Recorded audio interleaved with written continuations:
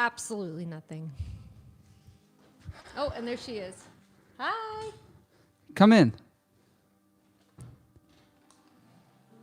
Hi. Can I just grab some tape? Yeah. How are you? Good, how are you? You look amazing and it sounds so good. Good to see you. We've been using your lockout. Thank you. You guys have been using it more than we've been using it. Well, we'll use it anytime you'll have us. Thanks for coming by today. Thanks for having me.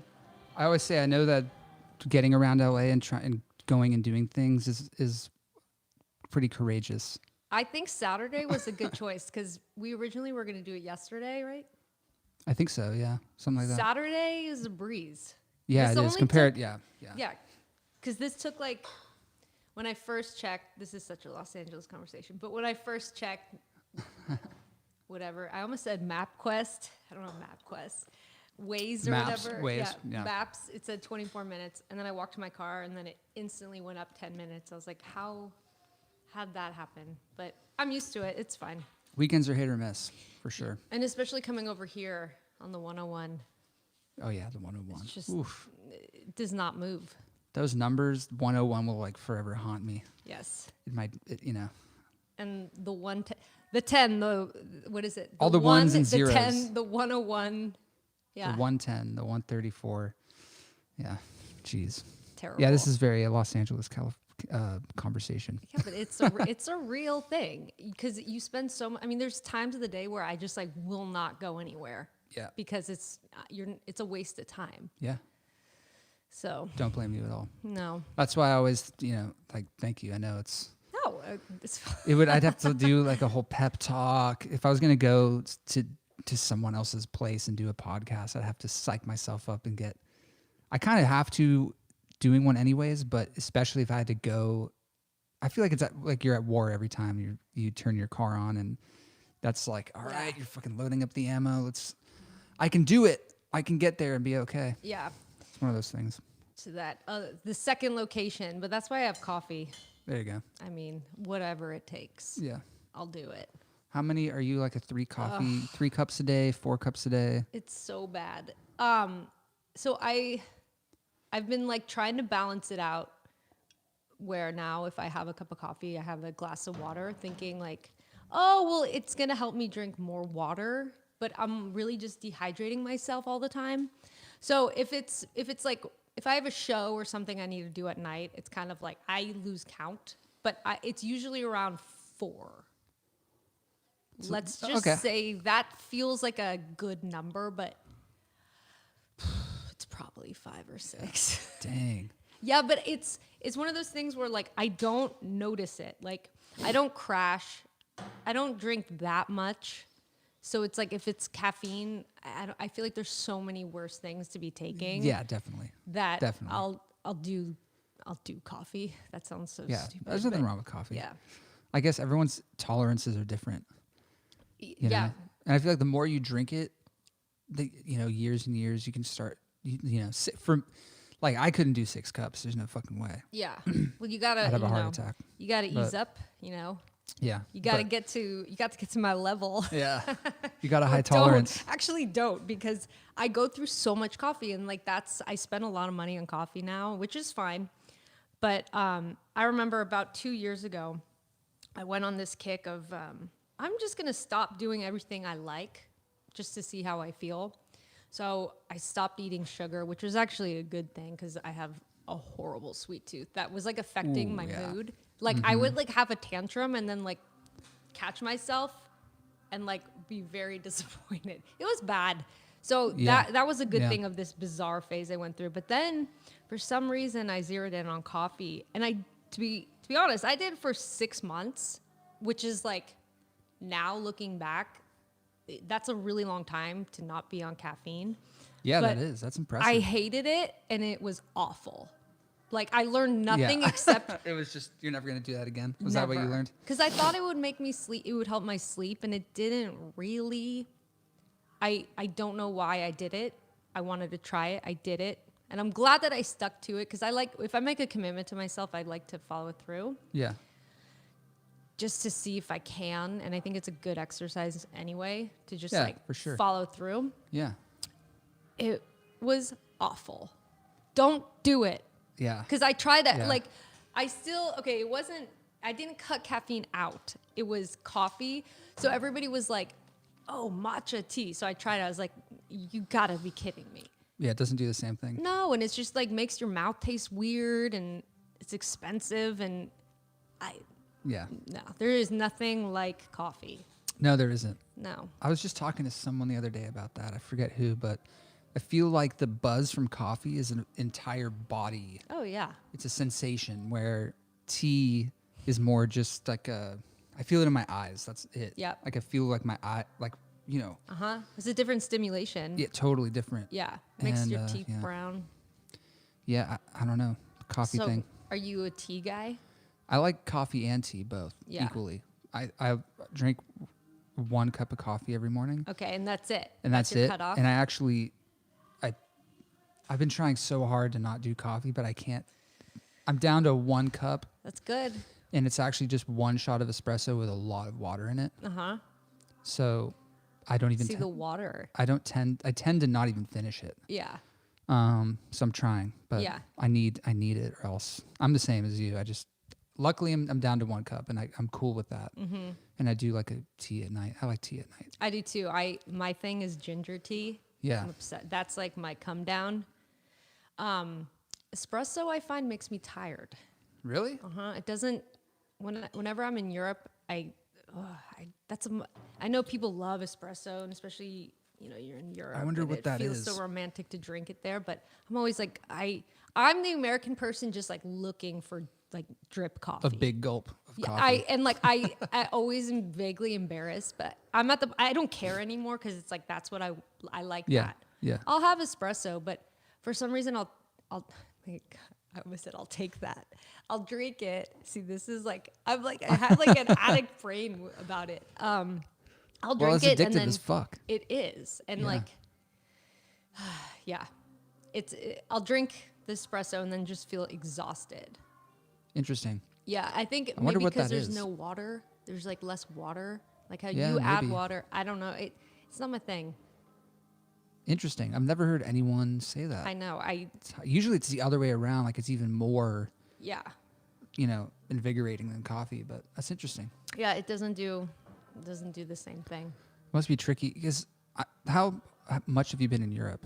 Have A you gone a lot? A lot over the last couple of years I've been a bunch. And in the UK as well. Last year I was there a lot for a long time. That's actually where I mixed my record, Oh, cool. and that was super fun. And again, I was just like looking for the coffee. Yeah, it's tricky out there. It's But- all espresso, isn't it? Yeah. I haven't been there enough to know, but I heard it's just coffee is just espresso. Yeah. There. And then they look at you and they have these things like a flat white. And I remember ordering that and being like, what the hell Yeah. is this? flat, yeah. But to be honest with you, it's got to the point where I travel with my own French pressing coffee. I don't fucking care. Yeah, that's badass. I You got to think- do what you got to do, you know? Yeah, and I've become that person. Like, I know what I like and I stay with it. Yeah. That's good. That's actually really smart. You wind up, because for how much I drink, I love that this has just become about coffee because I spend so much time like thinking about it that it's like this part of me that like clearly I need to talk about because I spend Hey, so there's much nothing wrong with time that. like, yeah. And even on tour, like I bring it and I like clean out my French press at like the gas station Yeah. Yeah. places yeah. and they always stare at me and they get mad because I clog the drain and like, that's just my little tour That's funny. perk, I guess. Coffee. Yeah, Oh, yeah. coffee's pretty great. It I is. wonder if I feel like people that are really into coffee Mm-hmm. tend to be really into just stimulating things in general. I think so. Right. I think it's really fun. One of my favorite things to do around 5 or 6, like it has to be dark. And then I make a pot of coffee and then I'll just sit down with my guitar and then I'm like, this is the greatest thing I've ever written. I mean, you're just like, Yeah. it's a euphoric Yeah. feeling. Sometimes something comes out of that, but also it just is good for me to just practice playing guitar that way. Just Yeah. like really high on caffeine. Yeah. It's fun. That's so funny. Whatever it takes, you know? I used to love it. I used to drink a lot. I used to be the same way. I was like way into coffee, and then it just started backfiring on me. It's probably a good thing. Whew. Yeah. So, What would happen to you? just like tremors. My whole body would start shaking. Yeah. You know, heart beating, sweating, and get like really sweaty. Yeah. Something about too much coffee, I'll start just. Yeah. It's a So- physical reaction. Yeah, it's very physical. It's Yeah. great though. It's a weird balance. You know, it's a lot like drinking where you have to know what your limit, Yeah. kind of stick to it. So I'm doing all right with 1 cup. 1 cup in the morning doesn't seem to do anything that negative. Yeah. There's times I've done 2 cups in the morning and I'll like flip out. Yeah, So- I've seen that happen to people. Yeah. But it's good. If you know what works for you, stick with it. Yeah. Yeah, that's what I always There you go. recommend. You should write a little memoir, coffee memoir. Well, do you know how fast I could write it if I had the right coffee? There you go. How I would read that. I'd read your memoir on coffee. But then I probably would read it and I'd be so inspired to drink coffee. I'd fucking gulp down 4 Yeah. cups and then have a nervous breakdown. It's like my friends when they were doing drugs and they didn't have drugs, they would read like autobiographies of musicians when they were on drugs because they were like, I want to feel that way again. And it's really strange. It's weird what addiction will do to your brain. Yeah, for sure. Definitely. Good or bad. Yeah. How was the residency at Bootleg? It was so much fun. I had no idea what to expect because, like anything, it was a lot of work. And sometimes when you're just really just putting your head down and just working and, you know, not thinking of what's going to come of it, it was tough because I'm not a booker and I booked that all by myself. And I don't know That's if got to you- be stressful. I don't know if you've ever booked bands before, but Yeah, I have. sometimes bands don't reply to you like in a timely manner. Yeah. And luckily a lot of these bands did. And everybody who played was great, but it was just, it's difficult to book something by yourself, especially if that's not your skill Yeah, set. And of course. that's kind of like a learned skill that you have to Yeah. figure out being in a band, obviously. But it was so much fun. Like by the last night, I was glad when it was over because like I felt like I got everything out of it that I needed to. Yeah. And playing 4 local shows in a month, it doesn't sound like a lot, but it was a Yeah, lot. it is, for It was sure. a lot because it's like you're hosting a party.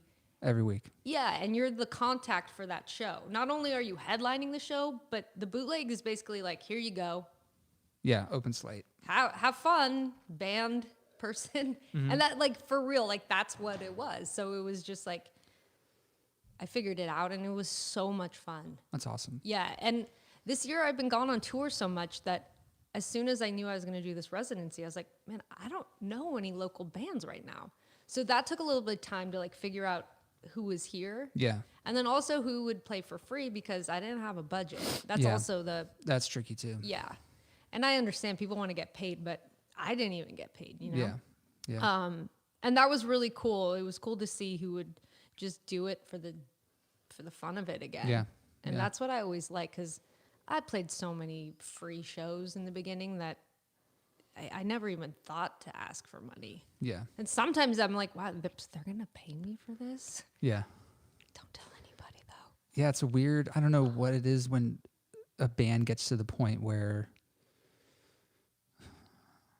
you know, I'm sure you've been there where you get to the point where you can't play for free. There's a threshold, right? cannot, Where you're yeah. just like, I can't do that, or I can't do it for under this amount of money. Right. It's an interesting line to cross And I as a respect band, that. you know? Absolutely. Yeah. And I think you should have that. You should know when to draw that line, and you should get up to that point. But there's some bands, and I'm not like saying anything negative, but like I had never really heard of them, and they were already like asking for like crazy amount of money, and I was Yeah. like, wow, like That's what I mean. I don't know when the right time is to start to cross that line. It's tricky. There's times I've felt like in the past with bands I've been in, it was way too late. Like Yeah. we should have been asking for more early on. And then there was times if maybe it was too early, you know, and it just like kind of was an issue. Maybe that's why the band, I really think a lot of bands that play a lot, their budget or how they go into playing shows is just as important as just how good they are. If people, because Absolutely. if you're asking for $1,000 and you're the Jimmy Johns, no one's gonna book you. You're never gonna play. Yeah. Nothing's ever gonna. It's just nothing's gonna permeate. Right. You know. But you play for free and you're this awesome band and you start pulling in people, then you have the problem of all the booking agents and talent buyers and all these taking advantage of you. Yeah. So it's a weird. Then managers are tricky, and that's when they come into play. Mm-hmm. You can't tell if they have your best interest or not. Things get fucking weird. I just Right. think everybody's looking out for themselves. And if you accept that, it's not as evil as it might seem. But I do think that you have to develop a skill of knowing your worth, even if that is saying, okay, I'm going to do this for free. Because that's part of it, because you need to get something out of that. It's an exchange, really. Like, Yeah. I don't look, if I say, okay, I'm going to do this for free, I know that there's something beneficial for me, even if it's, I'm going to have fun. So Yeah. I think it's sort of jaded to just always want money.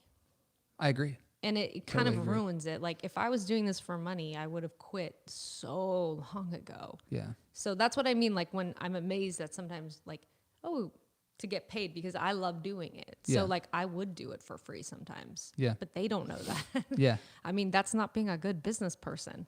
Yeah. It's I don't know. It's also just the way of the music industry. It's so fucking. Because I don't know. A lot of times, I don't mean to play devil's advocate with you, but I feel like there have been times in the past where I've played for free, and I'm sure your shows had draw, and there's people there, and they're spending money Right. at the venue, Yeah. buying drinks and stuff like that, and you have a whole bands, 4 or 5 bands, just not. There's times I've thought like this is fucked, like they're using the exposure card with me, that's the reason why I should play. Right. And I just feel like there's a lot of venues across the world probably that use it's going to be good for exposure. It's going to be, that's a bullshit card to me. I think so. I know what you're I think saying. the exposure card is total bullshit. Right. So yeah, I don't know. It's a weird, I've never been able to distinguish when that is. And I'm basically at this point, I just don't give a fuck about Right. I never have anyways, but I just don't, whatever. Yeah. Well, the way that I went into this was I had only played this whole year. I started this project in my mind live, the live part of it, last February, and I'd only played 3 shows. So nobody knew me here. Like, they Yeah. knew that I went on tour, then I was always gone. So to me, it was like, well, they haven't seen me, so I'm just going to do this. I'm going to put together bills Yeah. that... Yeah. My rule for this, though, is that I wanted to have bills, the shows to be curated in a way that I would want to go to. So, like, every night there were bands that I wanted to see. So, like, that was great for me. I was getting something there. I hadn't seen my friends in a long time, so this was an easy way for me to just say, hey, come to this. Yeah. You know? Yeah. So, yeah, Los Angeles hadn't seen my band. So, to me, it was, I That's didn't perfect. mind doing it at all. Yeah. And then I made friends with a bartender. And so she was like, so how many members do you have in the band tonight? And I was like, I think there's going to be 8. So that means we got more drink tickets. Yeah. So, like, there was little things like that where if you just, like, were nice, they'll throw you a bone. But yeah, I did a ton of work, but it was fine. Like, I enjoyed the heck out of it. Yeah. No, I think that shit's great. Yeah. I would say if you were going to do another residency, I don't think I would do another one. if you were to, Okay. hypothetically, Okay, yes. if I were you, I would probably not do it for free. No way. Because then you need to see your growth as well. Because these were free shows and it was packed. Like, even I was like, I felt so happy. On the last show, I was like, man, this has just been the best time. And I was sad it was over. But then also, again, like how we were talking about, like, knowing when to step up. So, okay, so the next thing would be like, you need to charge, $5, $10. sure. So it's Yeah. like little things like that if you need to see your own progress too, that's important, you Yeah. know? Yeah. You can't play for free forever, even though it's super fun. Yeah. But then you're like, okay, well, because, for example, like my band, I paid my band Yeah. to play, and I made that money because I was selling merch. Yeah.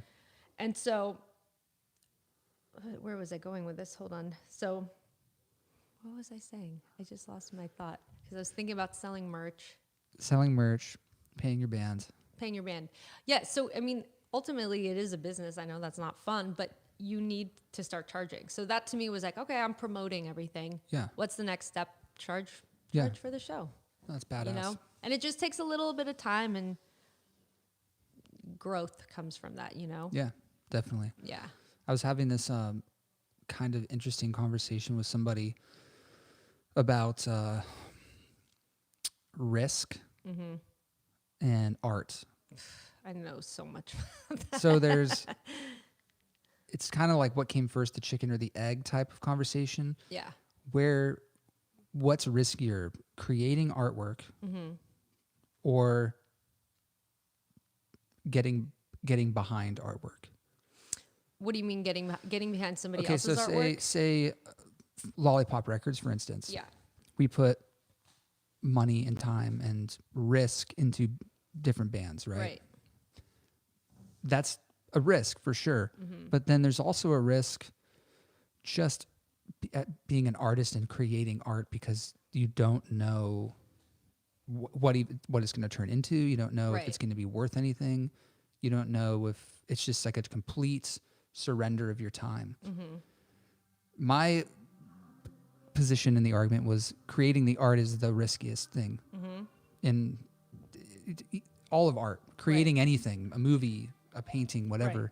There's like a tremendous amount of risk and self-sacrifice and not knowing that it's very uncertain. Right. If that risk was never taken, then there couldn't be any other risks beyond that. Absolutely. And I think that's kind of the beauty of the beauty of art.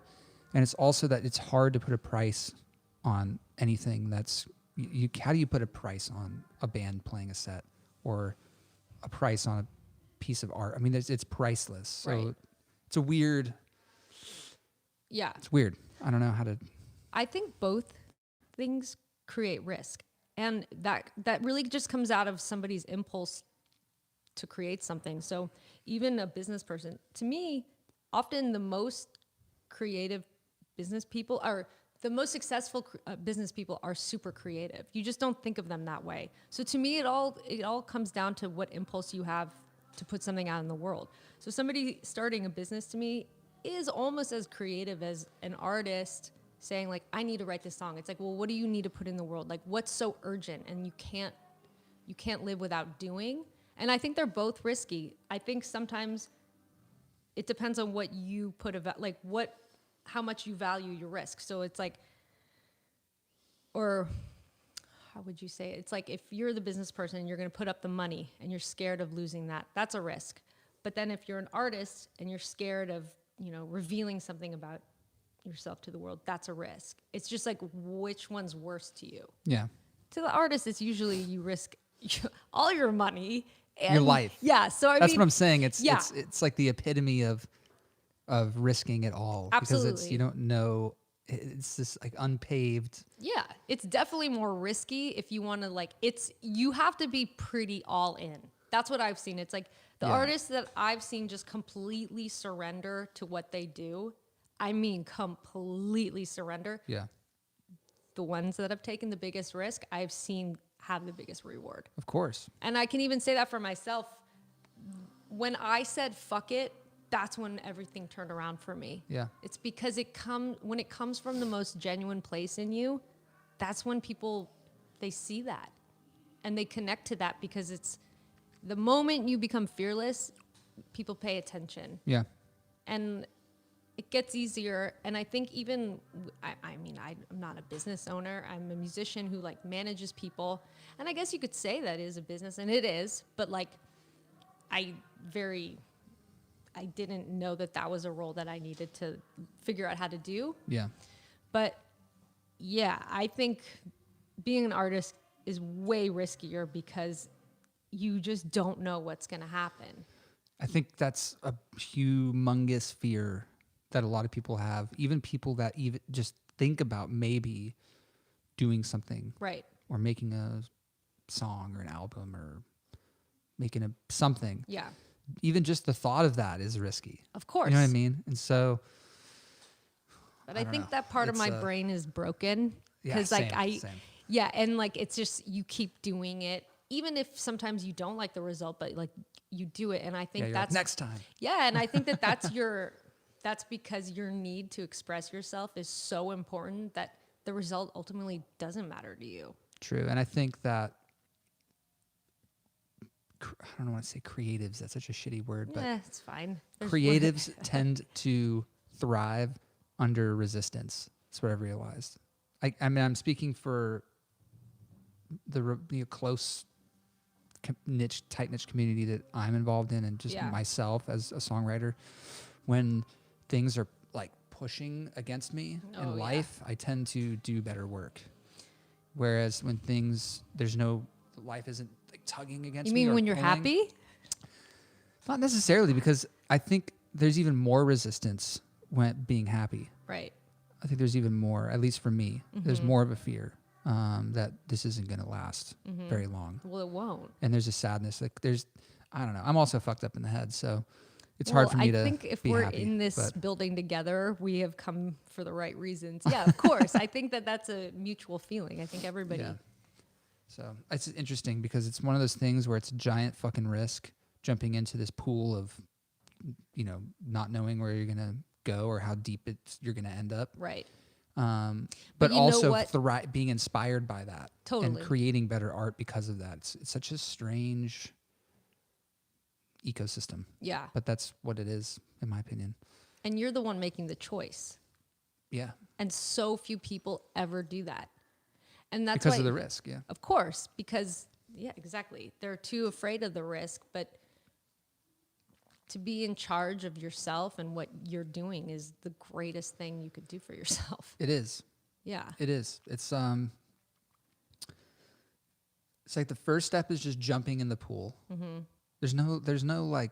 I guess you could put your toes in and you can kind of do it, but when you're saying like you said fuck it, I'm all in. The moment you do that, the moment your art is better, Yeah. everything changes. Everything changes. It's your life is being affected, not just your toes. Like your entire being. Of course. So yeah, I think it's really important, but it definitely takes a lot of risk. And It's all risk. I suggest anybody willing to take the risk should, Mm-hmm. and know that there's positives to it. I think taking the risk also equates to being extremely inspired, being more of a sponge because you're so vulnerable that everything is affecting how you view things and your art and the way you should be doing certain things and making certain things. And in return, that just your art's better. People like it more. It reaches more people. You spend more time, energy on it. Snowballs. Yeah, because I think you're actually starting to think about the right things instead of worrying about what other people will think. Because it's coming from you. Your art should be generated from your point of view. And I think as soon as you go, I love fuck it mode. I think the most beautiful things come from that. Definitely. It's the greatest thing. I mean, sometimes it's like a midlife crisis for somebody, or it could be like a drug addiction, but also, Shit. ooh, Nice. I'll turn it back on. okay. God damn. We could have a This happened- spooky this happened podcast. on Jeff Freebird's Really? podcast. Oh, This it's happened recently on a podcast, and I figured out the lights are on a timer. okay. Oh But I yeah, and can't- then you go like this. I can't figure out like I think if you press the light and you press it twice. I don't know. It's fucking weird. But It's fun. I always like the motions that you do to turn the Yeah, light I back know, on. right? You're like waving your arms know. and flailing while you're still doing something. yeah. Yeah. In Europe, that's always funny because it like happens at the worst time, and you're like, no, I gotta get. the That's so light back funny. I on." don't know why the lights are automatic in here. Like I just don't. I guess for environmental reasons, just so they're course. not left on. Yeah. But they turn off. There's times I've been in here. I turn it on. 2 minutes later, they turn off. Really? This morning they've been on all day. And it's weird because we've been moving around. Yeah. Like, it's not I've, like I've been in and out of here all morning, and Yeah. they've been on. So it's a weird. It's got its own personality. it's I guess. fine. Whoever is in the room, you can sit down at the table with us. It's like a little gnome Yeah, in there, just hanging out. It's fine Decides with when he me. wants it on or off. it's fine. I don't even remember what we were talking about. We were talking about the risk it takes to be an artist. Yeah. So A lot. I know when sorry. It's okay. When did you decide to just fucking do it fully? Fuck. Was that a recent thing or? When I decided to just completely abandon every other project I ever did and go solo, like use my name. Yeah. And as cliche as it sounds, as soon as I knew my record was going to say my name, it was like, it made me examine who I was, it was like the greatest thing I ever did for myself because I never thought I would go solo because I've been in bands forever with other people. I always enjoyed like having a creative partnership. Yeah. But with that, it's like your voice, you know, you're kind of sharing that platform with somebody else. Yeah. And I did that for so long that finally I was like, I sometimes think it's really healthy to do something that absolutely terrifies you. Like, oh my God, I would never do that. And then really think about why you wouldn't do it. It's usually just fear. Of course. So as soon as I thought about it and I was like, well, okay, if you were going to do a record, what would it be? And like, I instantly, like without hesitation, I was like, well, it's going to be punk. So I was like, okay, I'm writing a punk record. And so that scared me more than anything I ever did, just because it was going to say my name. Yeah. Like I thought about the record, the physical thing, I thought of holding it. I was like, that was terrifying to me. Yeah. Which is such a funny thing because I've made things my whole life. I've, signed things. Well, it but for becomes personal at that point, right? Yeah, and it made me actually look. There was a pause, and I was like, who am I? Yeah. And I think that's what it was. It was like, well, if it's just going to be your voice, what are you trying to tell people? And I was like, it sounds so crazy. And believe me, I was on a lot of coffee. So the I voices believe in it. my head were like really having a fun time. And yeah, and so then I just kind of set out on a journey. I worked with different people. I traveled around a lot. And I really just like wanted to find the voice that I wanted to kind of let the world hear. Yeah. And it was the greatest thing I ever did for myself because, again, there was so much risk. Like, and there still is, but when I look back, I'm like, damn.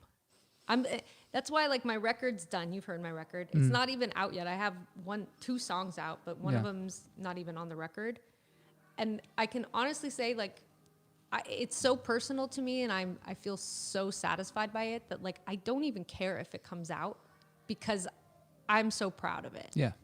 You know what I mean? And it's Yeah. like, it's this perfect, it's me. Yeah. That's all that matters.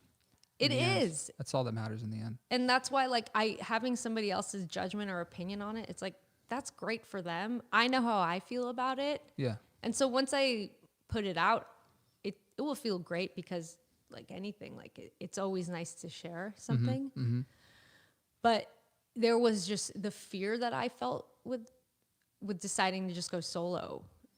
It totally gave me this adrenaline rush of like, all right, well, then do it. Figure it out. Yeah.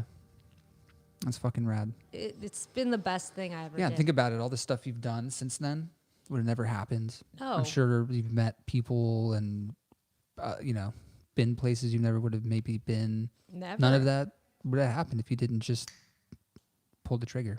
And just live in the fear. Like, I think that's what I was resisting for so long, was just being in discomfort. But what I realized is change is growth, and it's painful.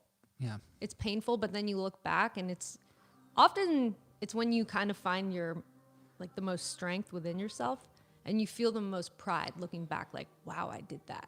And I look for those moments in my creative life of where you kind of cringe. You're like, oh God, could I do that? You can. Yeah. Are you too afraid? Most likely that's what comes up. It's just fear, Yeah. And that's fun. Now this is why people jump out of planes. They're like, oh, Yeah. I'm so scared. It's the same thing. It's Yeah. like an adrenaline rush. Of Totally. like, It's empowering. it is. Definitely. Yeah. I think there's not enough people being empowered with their own will to do things. That's for Totally. sure. So yeah, fear. It's a big It's a big one. It's huge. It's a big reason I started this podcast. I know Fear? it sounds, fear, because I'm so antisocial. So I'm funny. I'm incredibly antisocial. Yeah.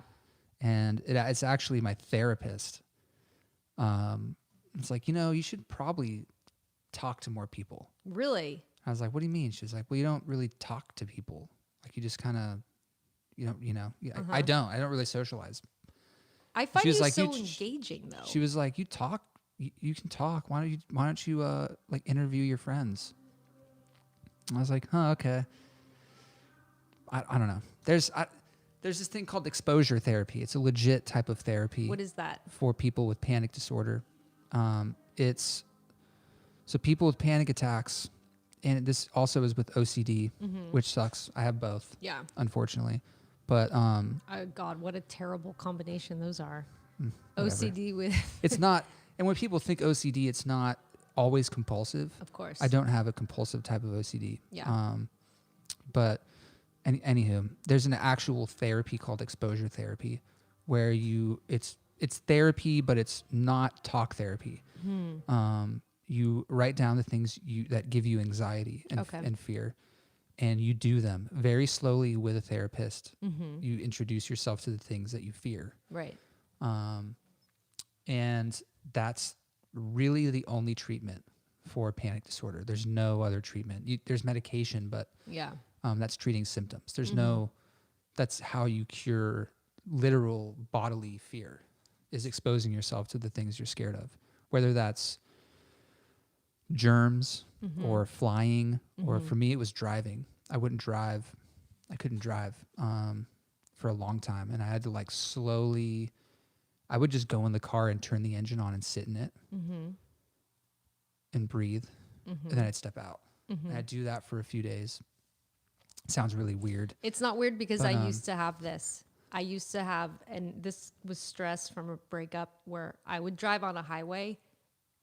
There was about 6 months in my life where this happened, and I would have a physical panic attack to where like I was like, I'm dying. Yeah. And so it was driving. Driving is a common. It is. Yeah. I guess it is really Trigger. common. Driving, germs, flying, That was one too. exercising, believe it or not, is a really Really? big one. Yeah.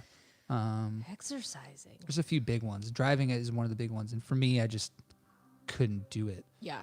Yeah. I started flipping out. I thought like if something bad happened, I wouldn't be able to get out of the car, or Right.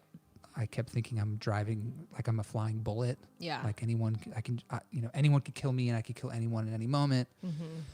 Anyways, I'm fine now. I drive all over the place. Good. But the only way I did And that, congratulations. the only way that happened was literally doing exposure therapy with a fucking professional. But But you that's how did you it. do. That's how you do things. You just have to do it. That's the only. It sucks, but that's the only way to really get past a fear, Yeah. is doing it. Like you said, whether that's just in your life, whether it's your career, or Yeah. with your relationship with somebody, or if it's a physical, just day-to-day thing like driving, or I don't know, flying, any of those kind of things. But yeah, exposure therapy, that's just life. Yeah. Life's one giant exposure, It is. and it's how far you take it.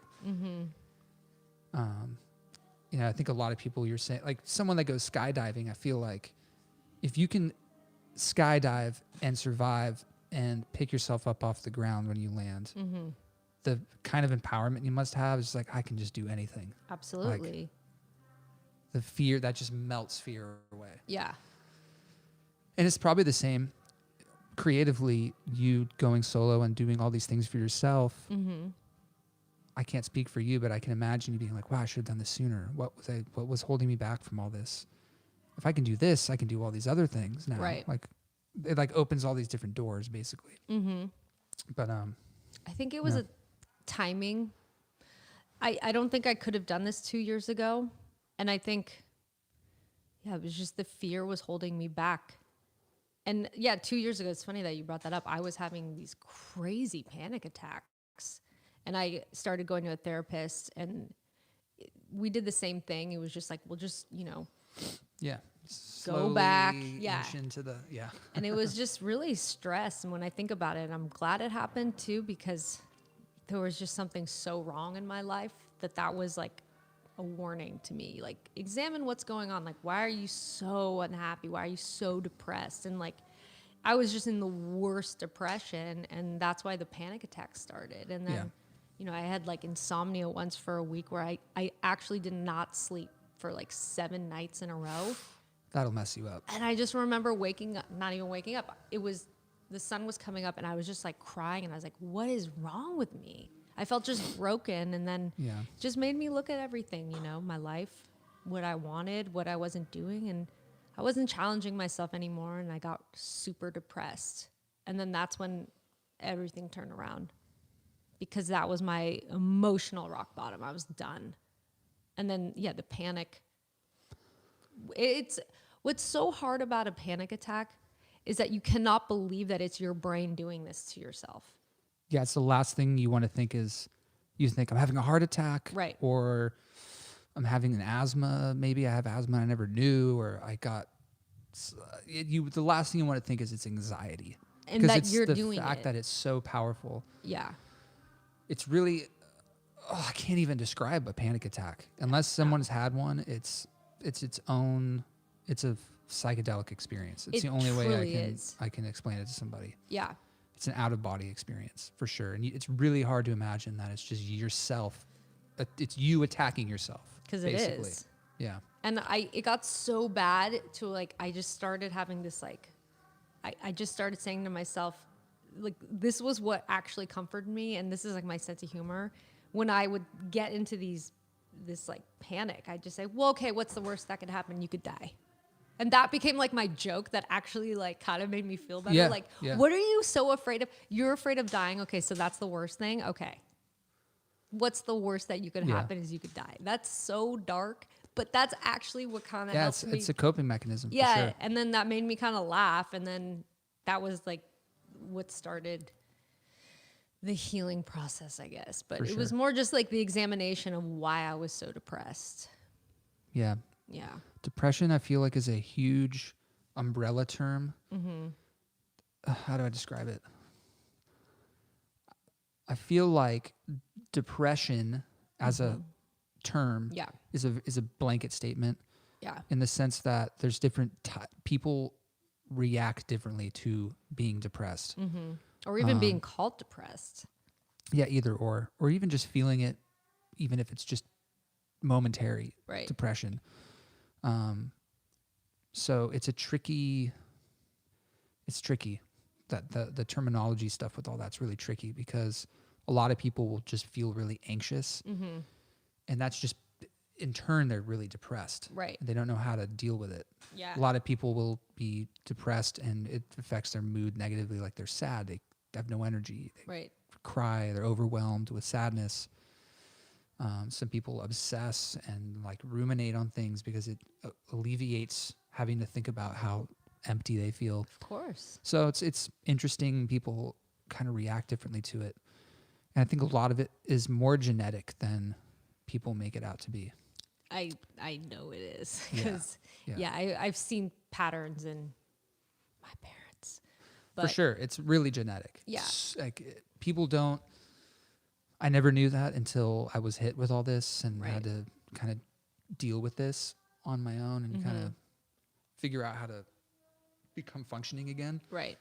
But it's very genetic, which is unfortunate. But if you can look at it that clinically, I actually think it helps you because then you're not just sitting around saying like, "Oh, my parents suck." You know what Yeah, I mean? that's true. It makes it just easier to say it's genetic. What can I do to change right now and not fall into those patterns? For sure. Because there's so like looking back, like in my teenage years, it was just so obvious what was going on. Like, you know, I was raised by somebody who was depressed, and so like, I think a lot of my personality traits kind of developed because I was in that environment. And so, yeah, when I turned 20, I was like, I'm not going to be one of those people that blames my parents forever because it's so boring. I'm just going to work on what came from that and just try to get rid of it, really. For sure. Yeah. It's interesting when you're like a young kid, you're such a sponge. Everything It's is, you don't crazy. even realize what's influencing you. And then you get older, at least for me, when I was like in my mid 20s, I started realizing, oh, maybe your parents are just they're just people. Right. You know what I mean? Mm-hmm. At least for me as a kid, I always really looked up to my course. parents, and you realize that they have their challenges too, and that permeates. You know, it trickles into your personality. You don't even know it does. It just does. Yeah. There's no. That's just how it is. Right. You know? So, yeah, that shit's really interesting. I'm sorry I had to deal with that stuff. Honestly, it made me who I am because I used to have, believe it or not, I had like serious rage. And now like playing a show to me is like the ultimate. So it's like you can do anything you want on stage. And I used to have like a seriously terrible temper. Like Temper, like angry, or yeah, 'cause- more, what's the word? Like ADD, like attention, like you just All had, of like it. you were just. all of it. I was like a juvenile delinquent. I got in a lot of trouble when I was young because I was pissed off. I felt like super ignored, and like I said, like I'm over it with my parents. Like I've come to a peaceful conclusion with all of that. Yeah. Because I had like a very intense upbringing. I got in a lot of trouble. And Trouble, like trouble. like I got arrested. I got kicked out of school. Like Okay, that just kind of like trouble. that kind Okay. of thing. And it was just because I felt like I didn't have a voice, and so I acted out, and that got me attention. And it wasn't even that I was looking for attention. It was just because You need output. I was angry, and I needed some place to direct it. And so now I find healthy ways to do that, and that's why like sometimes in shows like it can go there. But yeah, I had like a super bad temper, and that just like Is over that- time it went away. That's interesting. Yeah, I wonder, mean, is that when you got into music, or what happened? What were you trying to output that energy in some way? oh yeah, because I kept getting in trouble, and then I was like, there was this moment in my life I remember where I was just I got in a lot of trouble, and I was arrested, and I woke up one morning, and I was in jail, and I was like, how the fuck am I here? And there was a girl crying in my cell, and I was like 18, and I remember thinking, what the hell are you doing here? One, because I didn't know why. Yeah. And two, it was like, you need to figure out how to manage your anger. Because like to me, I could see this was all because I was so angry. And so that was like a turning point for me of like saying like, let's channel this in a good way. And that is actually when I found music. Interesting. And like at first it wasn't that obvious, but I think growth for me, it's slow, and then I look back and it's easy to connect the dots. But yeah, that was definitely something that I found salvation in, because I mean a lot of musicians are very tortured people. Those are always my favorite, because I'm like, wow, you're like me too. Imperfect, Yeah. you know? Yeah. And yeah, the rage and the temper, like I used to break things, and it's just I don't have that Do you ever energy. catch yourself Now? like, now be acting that way, or having those kind of feelings come up? Yeah, and it's funny when it happens, because it will be the strangest thing that will trigger it, and then I'll catch myself, and then I'll talk myself out of it, like, stop. It's just like an old trigger, you know? Yeah. Interesting. Yeah. Very interesting. Well, you're doing better now, right? Oh, yeah. No, totally. So- Yeah, absolutely. And And you have a good outlook on it all. And Yeah. That's good. That's healthy. And you're, I don't know, if you ever had kids one day, or you're helping somebody else in some way, you can share your wisdom. Right. And I don't think anything's perfect, but all you can do is just try your best. As generic as that sounds, like I know my parents tried their best, Yeah. you know? Yeah. I like who I am, and I think to me that's being a successful parent. I don't have Yeah. kids. I have a cactus that I take care of. There you go. And me and my boyfriend love this cactus. Like we sit around and we were smoking weed, okay? We were like, the cactus is like so happy. And we like sit there and we look at him, and it's, yeah. That's so funny. Is it a big cactus, or is it No. like a potted? He's like he's about 12 inches. Okay. And I know this sounds like such like a stoner conversation, but so cactuses are what kind of got me into getting cats, and I love cats. Yeah. But cactuses are really funny because, oh my God, this is like cringy, but I'm going to say it. Like, they have a personality. Okay. I swear to you. So, like, we got this cactus, and then, like, it's just, like, kind of made us happier because you could tell, like, Yeah. it has a personality without sounding like Yeah. totally out of my mind, which I know I do. No, that's not crazy at all. It's been nice. And I think it's just like having a living thing in your house. Yeah. It changes the feeling of a room. Fuck yeah, it does. Yeah, and it's funny, like some people, when they get a plant, they have anxiety. They're like, I think I'm gonna kill it. You know, I'm not gonna just water it once a week. It's Yeah. fine. Just look at it every day, and is it looking okay? Does it Yeah. look like it needs water? Just use your instincts. Yeah. And it's funny Yeah. how some people have anxiety about taking care of something as Yeah. simple as a plant. Yeah. Because when I first got it, I was like, oh my God, it's going to die. And then I'm just going to have this pot with nothing in it. Like, honestly, and then I was like, what? Just fucking water it. Yeah, yeah. Who cares? And cactuses are, I mean, they're the easiest. I mean, let's talk about the chillest plant Yeah, you could they're have. the It's like, easiest. whatever, throw a drought at me, I'll live. Yeah. Just give me a drop of water. I'll survive. I mean, I'm going to have these spikes and, Yeah. you know, We're in definitely the right climate for that too. yeah. Yeah, there should be more cactus and less palm trees. You know, every palm tree is Imported. imported. Every single fucking one you see in California Yeah. is imported. I've heard that. And it's when I was little, this was like the greatest lie I believed up until honestly like 5 years ago. Because I like thought about it, I was like, that's not true. So as a kid, somebody told me in this very like poetic way, they were like, it was a preschool teacher. I remember we were on a break and our preschool had palm trees on the sidewalk. They're huge. And he was telling us, he was like, you know, every palm tree, wait, what did he say? He says, every palm tree points towards the ocean. And I was like, damn. And like, it was just a thought that always lived in my mind. Yeah. And then honestly, like 5 years ago, I was like, that's a fucking lie. Not every palm Yeah, tree. no, that's bullshit. I know, but it was like so ridiculous. And I was like, Well, I think he made his point. I mean, he did his goal. He made his goal. It's like, this is going to be such a weird thing that I How do you- wish like- I remembered his name so I could be like, you know, you told me that. you fucking asshole. Why would you say that? I don't That's know, really but why funny. would you say that? That's Because really I was random. like, how you said like a sponge. I was like, yeah, why wouldn't they? Maybe they he just, really thinks that though. maybe. You know, like maybe that is true.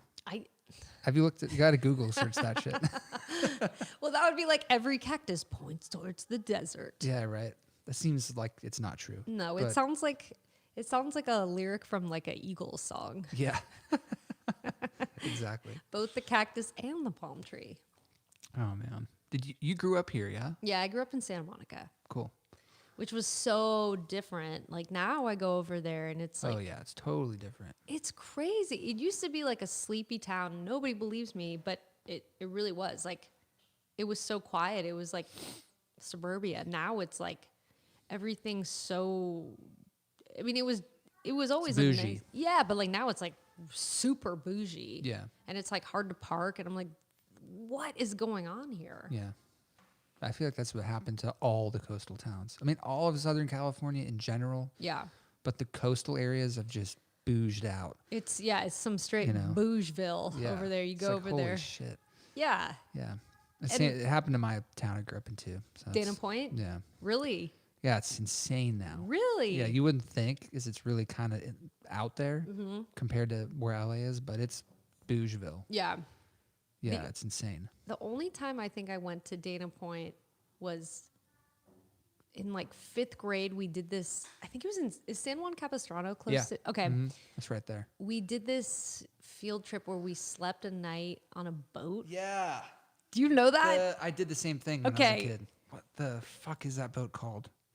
I should know. This is very bad. This is very not Dana It's Point of me to know. No, I know it's not very. But it's core the of Pilgrim. you. The Pilgrim. The Pilgrim, yeah. Okay, so we did that, and like one of the guys working there was such a fucking asshole. And Did I he make used- you eat an onion? Well, that was okay. No, he was just a dick, Oh, and he okay. was like, for some reason he like zeroed in on me and was just like hard on me the whole time. I was like, fuck this guy. And like, I remember I was like, you're like in your 30s pretending to be a pirate. So fuck you. Like, I remember like thinking that. I never said it out loud. And again, it's like one of those people from my childhood of like, why the fuck did that guy zero it? I was doing Yeah. nothing. I know. It's just funny. And then that's what made me think of it. Cause that was, I remember San Juan Capistrano. Yeah, It's so pretty there. it is. I love it down there. Do you ever just like escape to your parents' house and you're like, Well, they moved. where do they live now? They live in Arizona now. Let's talk So- about the palm trees pointing towards the I desert. know, right? Well, it got too expensive. Yeah. Parents couldn't handle it, and it's just like insanity. Are That they whole in area. Flagstaff? They're in Prescott, which is right next to Flagstaff. I love Flagstaff. Yeah, it's nice. It's cool. I think I played a show in Prescott because that's really close to Tucson, or no? No, pretty far. What am I thinking of? That I've been to Prescott, but Okay. Yeah. Prescott's north. It's about an hour and a half north of Phoenix. okay. Do they like it? Yeah, they love it. It's such a change. Yeah, it's a total change. They love it. What made them move there? Money. Well, yeah, of course. Shit was getting too expensive. My dad's company just it didn't make sense for them to stay in California. Mm-hmm. So that's why, basically. Is he working out there now? Yeah. So Making the switch. yeah, they love it. There's times I'll go down to Dana Point and surf where I grew up surfing, Yeah. and it's fun because the water hasn't changed at all and the beaches haven't changed Really? at all. I mean, it's like taking a fucking time machine So nice. back to the 90s, and I'm like, whoa, Yeah. this is exactly how I remember it. But then you drive around the streets and try and get a sandwich, and it's like, wow, this is like not 20 where I grew up. That's for sure. Really down So there? yeah. But where's the Yeah. money there? Is it like? I don't really fucking know. Yeah. It's just, I think it's trickled down from Newport Beach and Laguna Beach, and things just keep trickling down the coast. But I don't know. I feel like it's like our fault. Like people our age.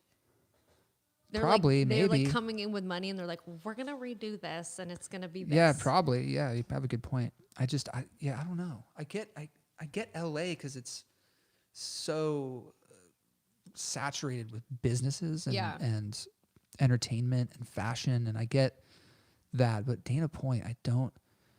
It's a good hour and a half It's far. I mean, south it's, of here. yeah. I don't know what's there. I The just don't know what's industry. industry wise. I just don't know what's there. I guess you could commute from there to here. It would be a bit That would of a be commute, but the worst. yeah, I'm sure I people don't do know. it. Yeah. yeah. I just don't get it. Yeah. But yeah, man, it's crazy how things have changed, huh?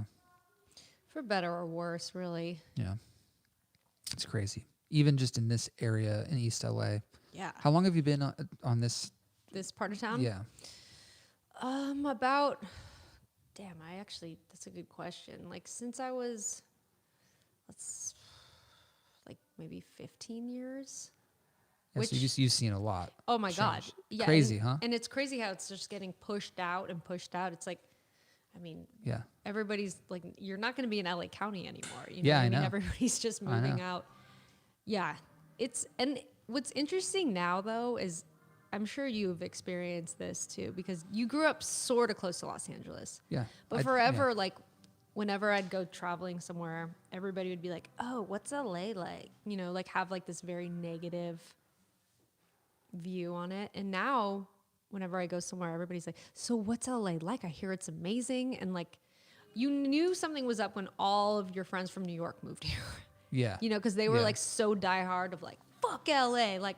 Yeah. New York's so great, and now they're out here in September in like a t-shirt like, yeah man, this is like the way to do it. And I'm like, who the fuck are you? Like, I remember 3 years ago coming to Yeah. your apartment in December during a snowstorm, and you're talking about how much better it is. And it is. I love New York, but it's like, it's crazy to have this shift where everybody's like so pro LA right now. And I love Yeah. it because I'm from here. Yeah, So it's been interesting. yeah. That's cool. Yeah. Yeah, it's I mean, fuck. I never thought I'd be in East LA. I mean, Literal East, like the city you of are, East LA. yeah, you're in it. So, but hey, I love it. It's great. There's so many things in my life where like I catch myself, I'm like, "Oh, I did not think this would be going on. But I think that makes it interesting. If you knew Yeah. how your life would be, it would be so boring. Yeah, it's true. Yeah. I wish there were little clues though. You know, I wish life would leave little breadcrumbs now and then, like a little Yeah. pat on the back. You're gonna be all right. Just just keep doing what you're doing, and Right. things will be all right. Sometimes I just need a little bit of that. I think you need to learn to pat your own back. I can't. Do that. That's the name of my autobiography. Pat your own back. Pat your own back. How to pat your own back. Yeah. I would read it. I mean, Patting your own back or- for dummies. or we could do the caffeine themed one. There you go. Yeah. Yeah, I see a line of books coming. I better start writing that as soon as I leave. Just getting jacked up on a bunch of coffee and writing weird ass fucking. You can write one about cactuses having personalities. Oh You my can write god, I one can't about- believe I said that out loud. Because like No, for real, like this morning we were sitting there, we were drinking coffee, and okay, we named him Bill. Nice. I wanted to name him Spike, but he's like, it's too obvious. I'm like, okay, then you can name him. Bill's cool. It's classic. It's classic, and he's kind of rugged, so it makes sense. This is so embarrassing. It's not embarrassing at all. Because it changed. Like I swear to God, like as soon as we got him, as soon as we got the cactus, it like changed the vibe of the room. Of course it did. Yeah. I'm sure it's like moves slightly and different. He's grown. Yeah. You know? Yeah. And I think it really just comes down to it's nice to take care of something. Yeah, it is. It is, even if it's a plant, you know? Yeah. I read somewhere that the purpose of life is responsibility. Ooh. Like And that's kind of resonated with me. Like having responsibilities gives you a sense of purpose in this world. Like that's totally does. that's what gives you a purpose in life. Is Yeah. your responsibilities. That resonated with me for sure. Plants, pets, family. Right. You know, I think a lot of people, it's trippy seeing people our age like, have kids and families. It's and still I'm at the point all now this shit. when my friends come to me, they're like, I'm pregnant. I'm like, what are you gonna do? And they're like, what the fuck are you talking about? I'm gonna have it. I'm like, oh wait, yeah, we're in our 30s. Yeah. That's what you have Yeah. kids now. It's It's crazy, right? It's oh fucking yeah. crazy. But I think a lot of times, even if it's not something you're that ready for, Right. You are at least the friends usually. I know that have kids Yeah. wouldn't have done it differently. Like it gives them this immense fucking sense of purpose. Yeah. I I see. think it's cool. I don't know. I think responsibility is super important. Yeah, Plants are a really good it responsibility. really is Yeah. because you don't realize it becomes a challenge. Like as soon as you like have it, you know, you realize you have to be responsible for Yeah. it now. Yeah, it's good shit. It is. Yeah. I tried to be I felt like when I moved, I lost a responsibility of Lollipop, and it was fucking with me. When you moved to Arizona, Yeah. of course, because what was it why was it fucking with you? Because I wasn't here. Imagine leaving your cactus for just being like, see ya. Imagine, oh my God. And then the mind fuckery of, is it dead? What's going on? So you weren't done. I wasn't done. yeah. No, I was still running Lollipop, but not here. And the sense of responsibility was vanishing Yeah. with time. And that's also And it hard. fucked with me. Yeah. Fucked with me really bad. Because you were gone for a while too. Like a year. Yeah. That's a long time to be doing something, especially because it totally changed. Because you moved out of that location. And then when did you move here? 3 years ago. Oh, 3 years ago. Okay. And so you guys have been renovating. Yeah, I mean, renovating basically. Yeah. We I built mean, the for whole studios, time. and then had to tear them down and rebuild them for Isn't the that fun? city Uh-huh. to sign off on it. But yeah, responsibility, super important. Oh, yeah. I feel like a lot of people, even like when I stopped playing in bands, Mm-hmm. I felt this weird empty hole. Of course. Because there's always this sense of responsibility, you know, practicing and playing the show and getting there on Ton. time and making sure you had your gear and Mm-hmm. everything was working and your guitar was strung up. There's all like little responsibilities. Yeah. It's a lot of And responsibility. and you cut that off completely. And I Yeah. was like, oh, fuck. Right. Did that feel weird? Yeah, I fucking was Because weird. like there's It was weird because I identified with it. And, course. you know, anyways, it's fine now. but what's it like to be around? Because now that you're not participating in as much, do you ever find it not funny, but is it interesting to see other people kind of go through what you went through for so long? I more admire Okay. when I see it Yeah. because I never, at least for me, when I was playing a lot and stuff, I didn't think of it that way. Right. That this was good for me and this is a responsibility and this is giving me like a sense of purpose Fulfillment. and having a friendships and like tight knit people around. Yeah. I didn't think of it that way. I was just like, I gotta do it because I gotta fucking do it. So I was a little ignorant, but so I admire it when I see people doing it because I'm like, wow, that's a really good thing. Yeah. That's just a good positive. There's nothing negative about people playing music and performing. That's such a beautiful fucking thing. Right. So yeah, I definitely admire it. Yeah. I don't know if I would do it again, but I admire it. Well, it is so much responsibility. It's a lot. Yeah. It's a lot. It's probably, I mean, I can't say it's like having kids, but it's a big one for sure. It's more than a pet or it's because it's multiple people you're dealing with and making sure everyone's on the same page, wanting to do the same things and having to self-sacrifice what you want to do personally because maybe it doesn't fit in line with another bandmate. You get it. Of course.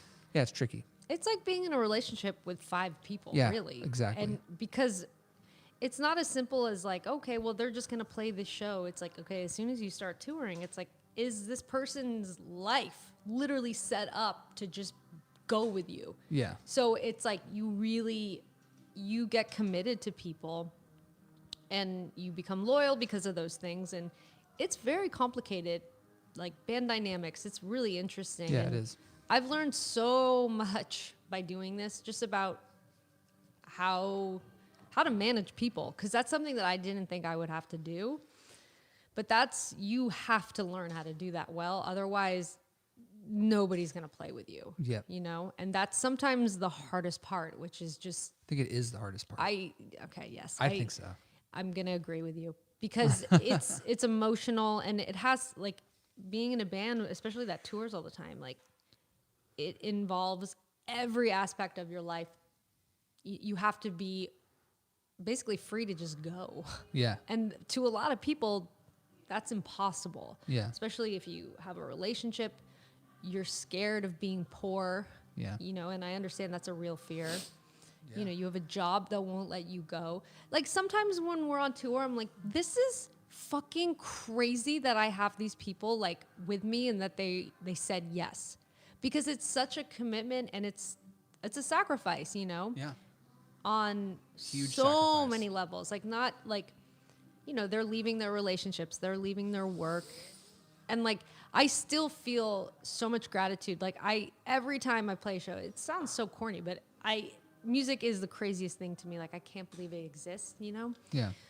Every time I get on stage and there's people with me, I'm like, I can't believe this. I feel so lucky, you know, and I still feel lucky. Yeah. But yeah, it's being in a relationship with 5 people Fuck yeah. that you need to maintain, and it changes, and like, damn. Yeah. That's all I mean, like, damn. That's why there's so much band drama and fucking weird bands splitting up and all these iconic bands. Like, you know, what was it? The Eagles. Oh yeah. Just like didn't talk to each other for like 20 years or some shit like that. And then they got back together for something. Well, Yeah. I mean, that's just, shit runs deep. yeah. And there's a lot of self-sacrifice.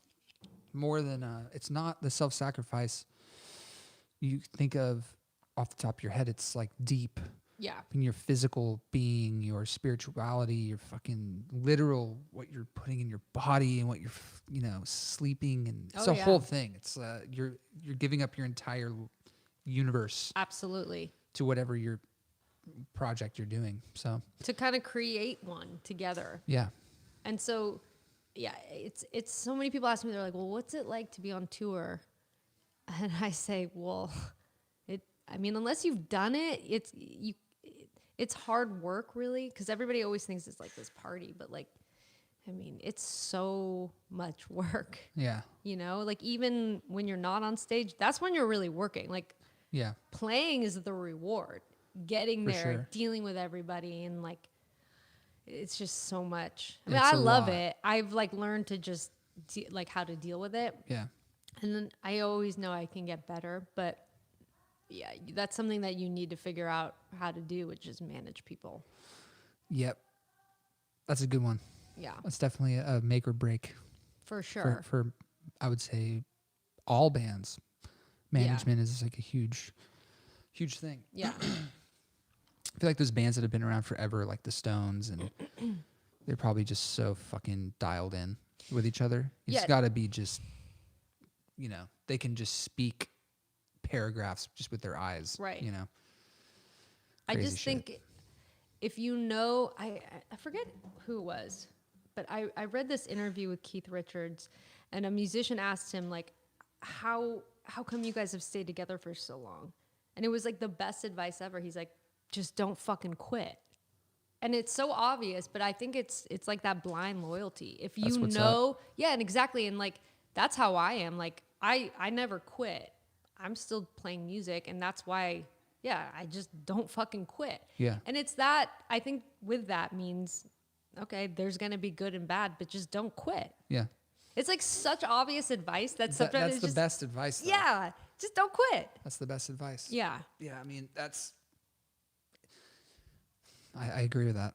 Yeah, because that just means that you have to be down for every challenge that comes your way, because there will be. Fuck yeah. Yeah. Yeah. Is there anything you would have done differently in the past? Not saying that you have any regret or anything, but things you know now about touring or playing shows or just being in a band that you would have done differently 10 years ago? Yeah. And I think the last couple of tours I've started to do that more, which is just really let the people who you're playing with know that you value them. You Yeah. know, they're not like a tool. They're a living, breathing person, and they're showing up for you and for themselves. And I want them to feel like they're getting something from it, Yeah. not just like, cause it's my name, they're my songs. And like, there's things where you learn to like have leeway, and places where you learn to not, Yeah. and that I think is where I've learned really well, of like knowing when to like be iron fisted, like, nope, you can't do that. And then just saying, okay, just choose your battles. I guess that's Yeah. that's like, if I could give myself advice 10 years ago, like, it can't always be your way, even if it's your name. Yeah. Because like, I know this is my project, but the thing is that I need these guys as much as they need me. And so again, it has to be a fair exchange. Yeah. But you are the boss, and like, I know that. And so it's just knowing when to put your foot down and when to not. Yeah. And to be pretty gentle about it, but not gentle enough to where you're a pushover, you Yeah. know? It's like you are literally just constantly like juggling. It's exhausting. Like mentally, like when I came home from the last couple of tours, I was like, I don't want to do anything except stare at my cactus and drink coffee. Lay down. Yeah, and it was fine. Eat normal food. Just cook for yourself. Like Yeah. that It's was so hard to get food on the road. Oh man, just I'm like so a over normal, it. like a real food. Yeah. Especially Especially like the worst is when you have a long drive and you just have no Oh, yeah. options. It's like there's times where I'm like, I don't Pringles even or wanna Lay's eat. for Yeah, dinner. like- I'll go with the Lay's. Yeah, it's just any sort of like living food, like real food on tour. Oh my god. Yeah. Tricky stuff.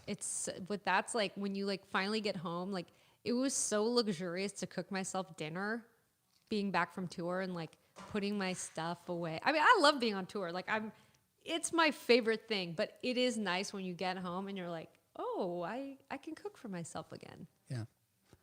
When are you going out again? So I'm not sure right now. I know we're going to do South by Southwest, so I guess that counts, but that's always like, South by Southwest is so damn fun.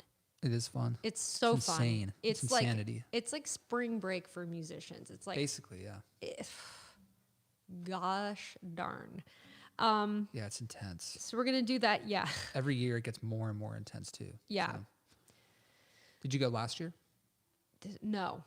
But 2 years ago, I went just to go. That was the first time I just went, like not playing in a band, Yeah, just to hang out. because it's so fun and you get to see so much music in one place. And like, I still love going to shows. Like, I'm still such a fan of music. So somebody invited me and I was like, hell yeah, I'm going to go. And I went and it was so much fun. Hell yeah. Yeah. So that was great. And yeah, as soon as the album comes out, I'll go back on tour, but that's all being figured out right now. So Well, South by that'll be cool. I'm I'm sure excited. you're playing to and from. Yeah. Or No. you're just playing just South by. raw dogging it, just going That's out cool. there. Because you know what? I think there's just something to be said about just getting out there, playing, and then coming back. Hey, that's cool. Yeah. Even though That's cool. I like playing the Southwest, I love the Southwest, but let's just get out there, you know? Yeah. That's cool. Yeah. Yeah. Are you guys going to be out there? No. No? Good for you. See, it's also like, I always feel like it's cool if people like don't go too. Yeah, it's too much. We've done it for many years. Yeah. In the last 2 years, we just haven't gone. It's fine. It's just because we have too much going on. Just we're trying to fucking finish this place, Right. you know. So at this point, it's just there's nothing getting in our way. Yeah. Oh, That's a good excuse. I mean, So- you're just finishing. I mean, this place is incredible. we just need to get it done. Yeah. You know, There's a we're here now, Right. so and we're functioning. Everything's running. So it's a matter of just getting things cleaned up and plugged in. Right. So once this is all completed, everything's done, what do you wish to come from it? Not just as Lollipop, just you as Wyatt. me as Wyatt. Yeah. What do you want from this? Because you've taken this on. Like, even though there's other people, like, when I think of it, I think of you. Interesting. I don't think of it as myself at all. I used to a long time ago. Right. Because I was the only person doing it. Uh-huh. I definitely don't feel like it's me at all. But what do I wish? What do I wish for it? Well, I think I'd want the same thing as when I started it, which is just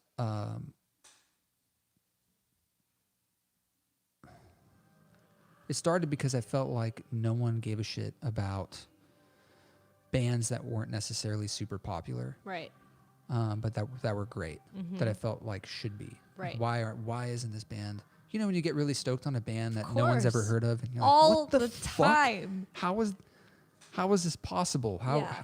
Why is this not on the radio? Why Yeah. is this not a household fucking name? Totally. And I started feeling that way with just friends' bands and just random bands that I would see. And I just wanted Lollipop to be a place where bands felt like they were loved, like they were appreciated. Because there's a lot of times, there's not a lot of appreciation with music on this kind of underground level. Right. There's a lot of risk and self-sacrifice, and there's not a lot of sense of community. Yeah. That's why I loved the other location, because you could just go there. Well, the whole purpose was that it was a community center, basically, for it was. bands, and everyone could play with each other. We tried to just break the whole stigma of my band's better than your band. Fuck you. Fuck you. Right. It's just like, let's all just be friends because we're all trying to do the same shit. And Yeah. we can just play with each other and tour with each other, and we can hype each other up. And Right. that's how we did it. And I still want the same thing here, but now that we have more space, ideally, it'd be cool if there's just someone in the studio every day. Yeah. Bands practicing every day. FedEx picking up our shipments every day. Just firing on all cylinders. It just want it to be like a safe haven for people. Yeah. Like what's the word? What's that place your parents would take you when you were a kid and they would drop you off? Like a rec center? Yeah, like a rec center. Like Right. where do you want to go? For instance, if you wake up in the morning and you're like, I want to go get a coffee. I want to go get a coffee Right. and sit and read a magazine or look through my emails and maybe get a croissant and spark up a conversation with a stranger. Right. You do that. There's nothing like that in the sense of I just want to go like a pickup basketball game, but Right. with music. Yeah. Like you can literally come here. It's a destination. Happened today. It happens almost every day where like Gabby's making a music video right now next door, and she's taking over the warehouse. And Robert and his friend just happened to be in the area, and they're just jamming, writing songs Yeah. in the other room, and we're chatting, and the door's open. You know, it's like, Right. come rehearse. You need a place to practice? Just like, Come by. just cruise by. Or you can you walk in not knowing what the fuck's going on, and maybe you'll run into somebody and you can just write a song, or Yeah.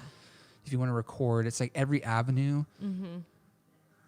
has a place here, whether that's practicing, writing, rehearsing, playing, talking, Yeah. filming. It's just like a giant creative pulse. Yeah. That's all we're trying to do, basically. I just feel like there's not anything like that. And it's a weird dream that me and my co-owners have had. Is what we were trying to do in the Echo Park. We had such a small location that we were a Yeah. little limited. So that's kind of, I guess, what I'd like to see. Yeah. Just it being sparking creativity Yeah. all the time for anybody. Well, you've already started. It's already. We'll see. Yeah. I feel like it's yeah, I mean, there's something happening every day, but it's also, things aren't done yet. It's in a weird spot right now. Yeah. But I don't know, I feel good about it. It's nice being here. Mm-hmm. Like just physically being here. Yeah. So, but yeah, that's kind of, I don't know if I personally have anything I really want out of it. I guess I would hope it would just be successful, not really because I think there's any money from it, just purely because I put so much time and effort. Yeah. I mean, a decade of, risk and self-sacrifice and not knowing if it's going to work and doing shit I never thought I would have done before. Mm-hmm. And for it to all just go to shit would break my heart. Right. So I just hope it's just, So you that want it's it to being be up used. and running and thriving. That's all. Yeah. I'd be That's- super happy. Yeah, that's. I'm already that's happy great. that we're here and we're chatting and things are happening. I'm just happy to be alive, first of all. I hear it. And if this place was to start really pumping and like there's a constant pulse, like just Yeah. a beating heart of creativity, that's all I could ask for. Yeah. Well, Well, it's happening. thanks. It We'll is. see. I mean, like, yeah, it's We'll all. see. It's course. weird being in the thick of it. It's and I live here. And it's interesting living in a giant warehouse. But But somebody's got to do it. yeah, it's cool. Mhm. It's cool. I dig it. Yeah, I don't know. I dig it. Me too. I wonder. I don't know if. Man, I don't know. I think about like when I met you, and It's when we recorded at the old location. yeah, Yeah. what was that, like 2015? 15. Just crazy. That was 5 years ago. Yeah, geez, it does not feel like it's been that long. Mm-mm. Yeah, it's crazy. So many things change, but then so many things don't at Yep. the same time. And so much so much just knowing you, and both of us have probably changed a lot since then. Thank God. But I don't know. I feel like a lot of people's purpose and what they do Mm-hmm. kind of stays. It just sticks. That doesn't tend to change. Mm-hmm. I feel like the reason you play music has been the same It's been the forever. same. Yeah. right? And Since you started playing. yeah. And I can't even explain it other than I have to do it. Like people ask me that and they say, why do you do it? And I couldn't, because I have to. Yeah. It's You just know, output. It's just So the world's just going like this. Make music. exactly. And like, Yeah. I can't help it. Yeah. And so sometimes people ask me, they ask for advice. They say, well, how do you get started? Why is it that you're an artist? It's because you have no choice. Yeah. Like there's so many times where I ask myself, why are you doing this? And then I remind myself it's because I have no choice. This is the only thing that makes me feel like myself. Yeah. Fulfills you. Exactly. And so I'm grateful that I found it, but it's definitely challenging, but I have no choice. And I feel like, excuse me, it's like what you said, you know, you just want this to be up and running and you made that choice and you're doing it. You know, I'm happy in doing.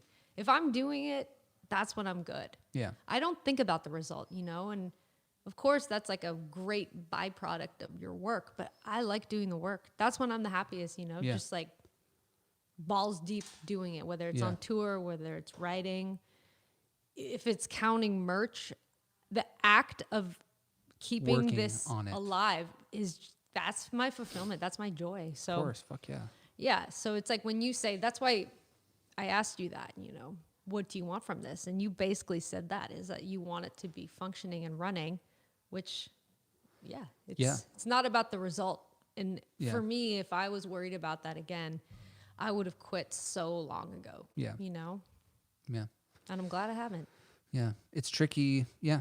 No, you're totally right. And I wonder if I would feel. Yeah. It's like that saying, you don't choose who you love. You know, it's like Yeah. I don't think you can choose what you love either. So Or sometimes just being like, God, honest couldn't about I what you just love. couldn't I just have fallen in love with biology or fucking engineering or some shit where it's just this really nice, clear cut Right. road to stability? Why couldn't I fall in love with that? But there's just you could not pay me $1 million No. to convince myself to enjoy biology. I just wouldn't. Not saying that it's not cool. I wish I could. Right. I'm not bagging on biology, but it's the same music. It's just music for me. You can't There's something explain about it. It's just, that's what I love. I love it. Right. It just speaks to me. Not even just playing it, just listening to it, being around it. It's inspiring. Right. It's grounding for me. I think that's why I like it. It's really grounding.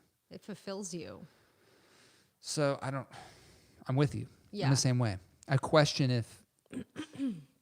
question what if falling in love with music was something that was perpetuated by me, or if it was perpetuated by something external.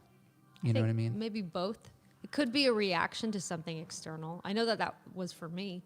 It was the only thing that I found in a time where I was like, well, nobody fucking understands me.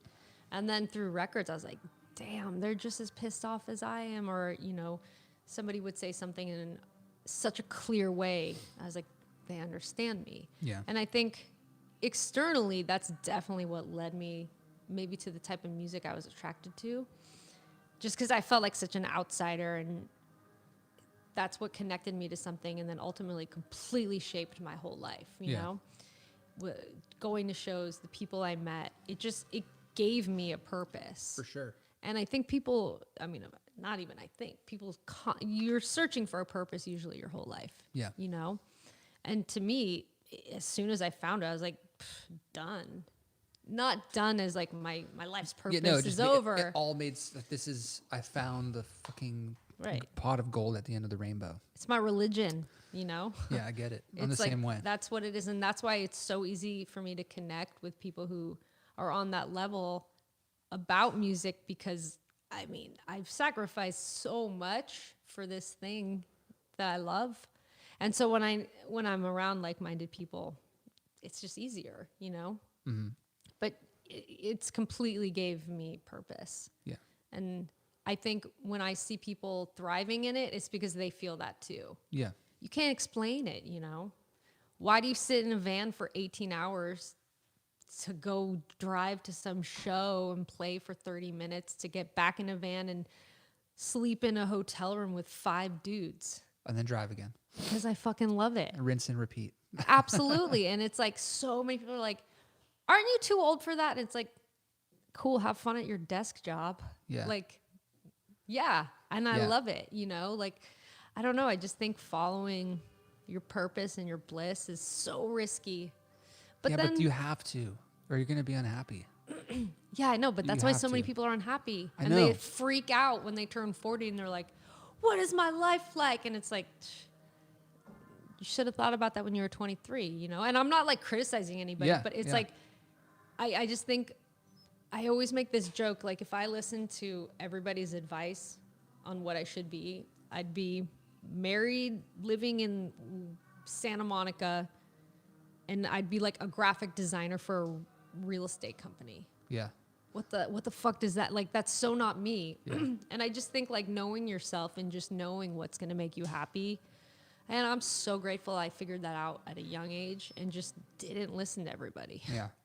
Of course, like there's times where you question yourself, but like how you talk about like being fearless, like that's the one thing that I'm really glad that I have. It's that part of my brain is broken, and I know that. And I think, you know, it's like when you see like skateboarders or like crazy athletes do these things, you're like, how do they do that? It's like because they don't think about the risk. Yeah. You know, or they're just so prepared. I don't know. That's how I feel. It's just I don't really think about that. Yeah. I think that's what everyone strives for. I still strive for that. I mean, that's just, to me, that's living in the moment. That's seizing the day. Right. That's carpe diem all the way, you know? Yeah. Um, That's 5 cups of coffee. Like, let's get this shit done. Man, I don't know. I catch myself all the time. But I'm also like super fucking obsessional. So I'll be like, But I think a lot of musicians are. I'm like, wow, I'll be really inspired just by thinking that. Do you ever just go on Zillow and look at houses in some place you just want to live because you're just like, fuck everybody, fuck the world, fuck Los Angeles. This is bullshit. I just want a little hut on the beach and just want to fucking sell snow cones and just fucking live in peace, change my name and just fuck all y'all. As I was waiting for you to open the gate, I was sitting there and I was Google searching on Zillow. I was like, how much is it to live here? Because like instantly I came over the bridge. I'm like, damn, it's nice here. And like, I love where I live right now, but like you can tell it's going to get crazy. And yeah, so I do have that like Zillow, like I'm going to just like start looking at these houses. It's fun. It's like a game. It's fun. Yeah, of course. It's fun. And it's like, it's great to see how much things cost. I think it's important to like know, you know? For sure. It's fun. It's like a little side hobby, you know? Interesting. I do that shit. I go very deep down a rabbit Like how hole. deep are we talking? Deep, like I will research the best public schools if I ever have kids. Oh, so you get I'll into research, the like I'll the research. comps. I'll research like when the house was sold last, Okay. and like I'll Google search the actual address and see if there's any fucking murders there, or anything That's weird. fun. I'll Google search like cheapest, most affordable place to live by a beach. Right. And like figure out where location wise I could be that's all year round, so it's not like seasonal. Mm-hmm. And then I'll just focus on that and then I'll have this weird dream where if I ever just decide to say fuck it, I'm gonna go to this place and just fucking It's your fucking plan. start my life and Yeah. become this like really like suited guy with a desk job. Like that shit inspires, like just thinking about it inspires me. Well, Like, wow, I could do that if I wanted to. And maybe. that's what I always I'll tell. fuck with myself. But you can, and I'll that's think the of this thing. whole other life of like being this really stable guy. Yes. Because I've never been that way. And No. it just sounds nice, you know? And that's why when my musician friends or any of my creatives, as we were saying earlier, my creative friends like start panic, I'm like, you know what? If you want money, you can just focus on that. You can get one of those. You can like really break it down. You can get all of that. But you know what you can't get from that is feeling satisfied. Yeah. So when they start freaking out about money, exactly how you said it, it's like this fantasy. You can just break it down and figure it out. So like, yeah, the fuck it plan of like moving somewhere else and like having this like double life of like, I'm going to be a CEO. I think it's like, that's like some weird fantasy of stability. That's funny that you flipped that. That like It this is, though. stable desk job is what you're like, wow, what would that be like? Yeah. Like there's times I'll go to a Chipotle and I'll just be really jealous of the people working there. I know. Like Stability. That's so cool that you just know you work this amount of hours, you make that amount of money. That's what you do. It's so black and white. Boom, boom, boom.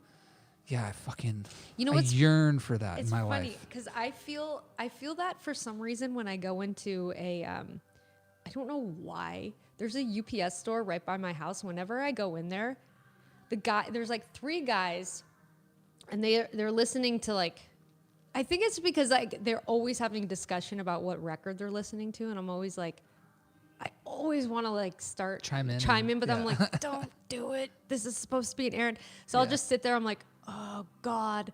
And then it just looks fun because they're doing something else. Yeah. And so, yeah, that's the only place that I go to where I'm like, that doesn't seem that bad. You're just hanging out. I mean, I'm sure Yeah.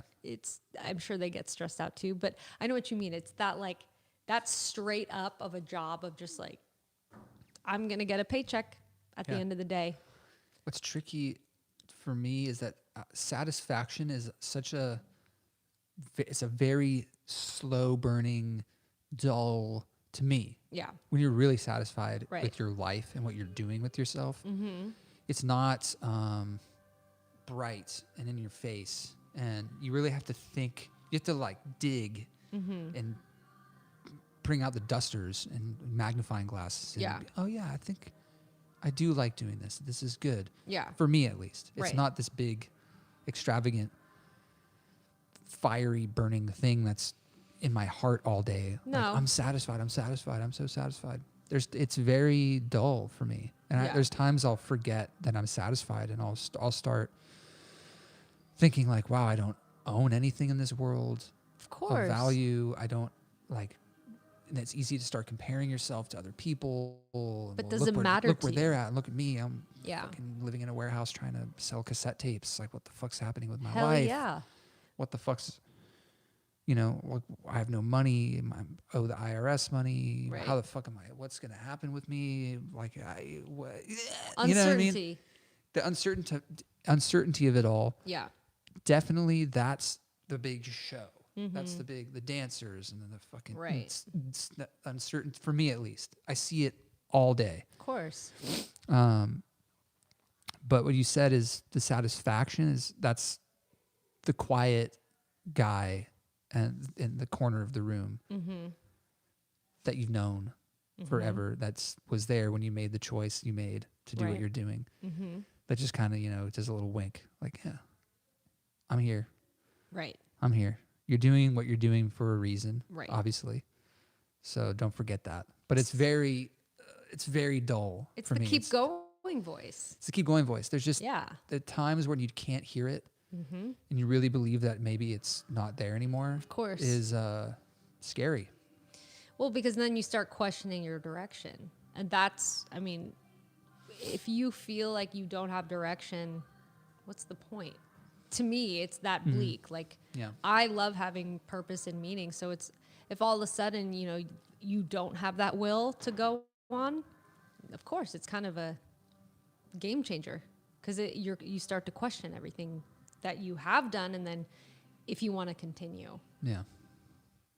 Yeah. I've had that before many times. Yeah. It's a weird one.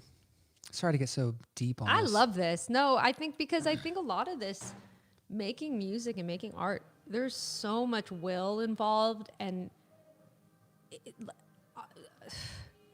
it's so intense. And I think if you're doing it right, it should be this intense all the time, Yeah.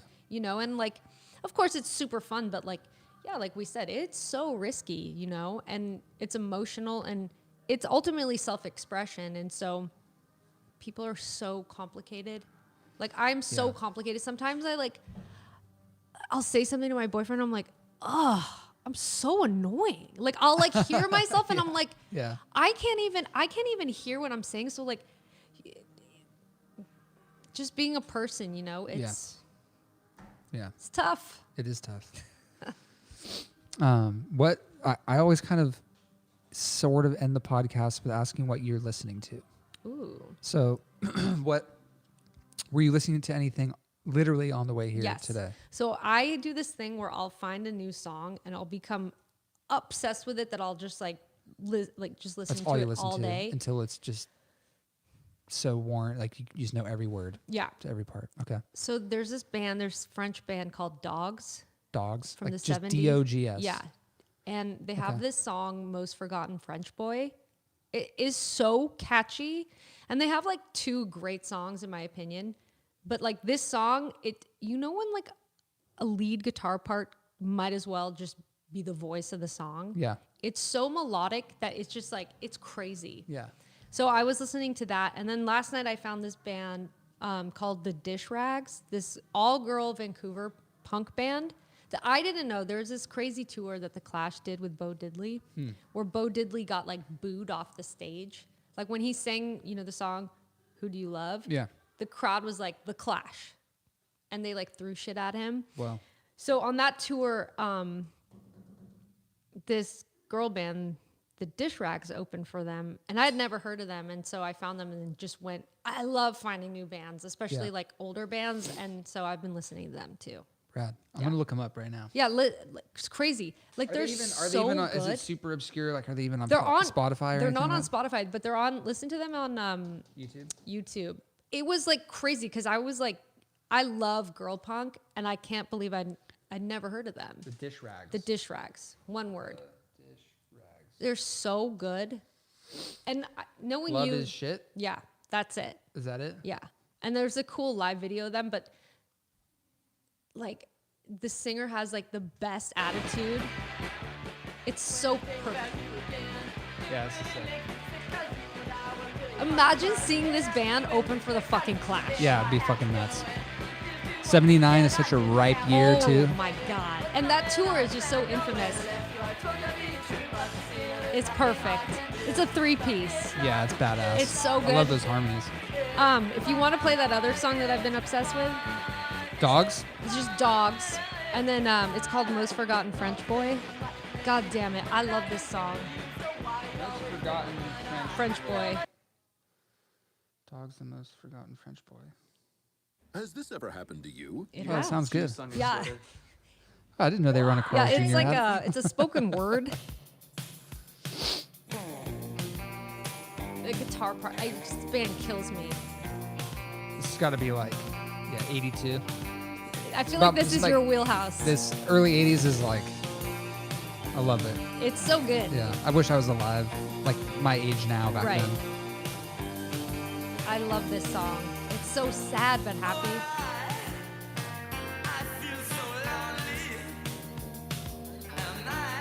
Dogs.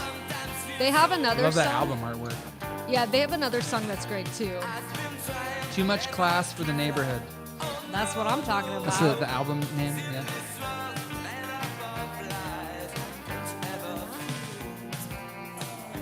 So good. You want to Yeah, hear this their is other really hit? good. It's Sure. so good. Yeah. What is it? Be My Lover. Be My Lover. Be My Lover. One more time. This one's so sad. Dogs. Be My Lover. Yeah. Oh. The chorus is just so sweet because he kind of sings out of tune, but it feels so genuine. Yeah. It's just the feelings there. It's just so, and that line, just be my lover one more time. Come on. A little xylophone. Who plays Cool. the xylophone? Yeah. That's pretty heady.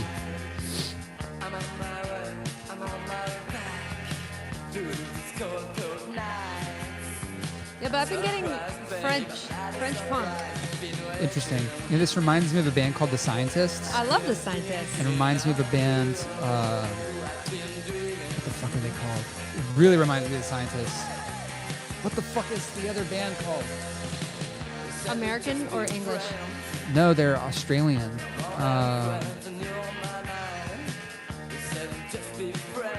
Man, this really Now is I throwing wanna me that know, vibe. no. This is really Now I throwing me wanna that know. vibe. Who is it? What the fuck are they called? They were friends. They played shows with The Scientists. You'd be absolutely obsessed with them if you've never heard of them. What the fuck? Just look it up.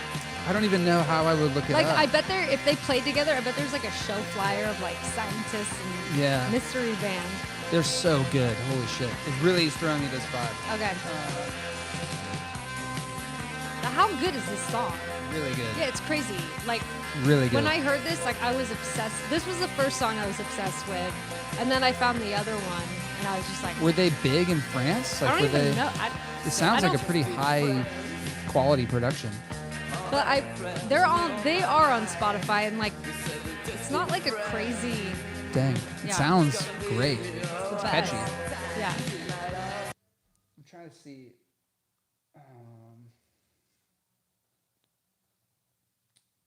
Man, this is gonna. The Saints. Oh, one of my favorite bands. The Saints. Yeah. It's throwing me the Saints vibe. Yeah. The Saints. Are they New Zealand or Australia? Maybe I'm just fucking. Maybe they're from the States. I'm pretty sure they're Australian. I think I'm they are positive they're Australian. But man, that's one of the greatest punk singers of all time. They kill. I love They them. slay. Yeah, they fucking slay. They're so good. Yeah, the Scientists and They played at Zebulon, I think, the Saints. last year. Not Really? the Holy Saints, shit. the Scientists. Oh yeah. I remember everybody Yeah. was like losing their mind. That's cool.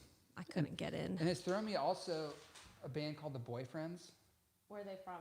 LA. But I don't. For some reason, I can never look them up. Because it's like one of those perfect like generic word Yeah. band names that's so good but hard to find. Yeah, they're not on Spotify. Yeah. So there's one killer fucking song. What are fuck they is it called? from the 80s? Yeah, same. It's like 82, 81, something like that. I can never find Are they like power pop? more power pop. Yeah, but Okay. anyways, the Boyfriends. I'll have to find the song. And Okay. There's one specific one that's really good. Was that them? This is all them. Yeah. I think it's this Wrapped Up in a Dream. I fucking love this song so Okay, much. that guitar, this song's so rad already. I don't know why I was thrown. I just feel like the production is similar as that dog song. Are they American? Yeah, American. They were in a band called the Poppies The Poppies. before the Boyfriends, and they broke up too and started this band. Okay. The Poppies were like a 80s band, but they were a Beatles Okay. like throwback band. So were they like a Paisley Underground band? The Poppies? Yeah. Damn, this is so catchy. That was like the catchiest. This is the Boyfriends? Yeah, This is so good. so good. The Boyfriends, yeah. Wrapped Up in a Dream. Really good shit. Where are they? Are they from Los Angeles? Yeah, pretty sure. I gotta find them.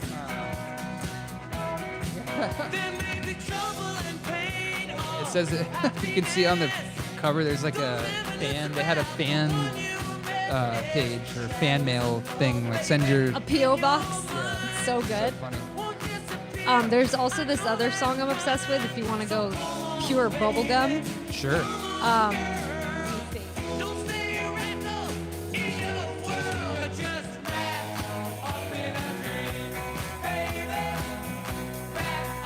God, it's such a good chorus. This song I heard and I was like, this song is so good. Mike Bloomberg is the Wow, it sounds great. Yeah, I know. It's like really informative, you know. It's about Canada. any special. This song's so good. That's why I like DJing with other people because then you get to find out.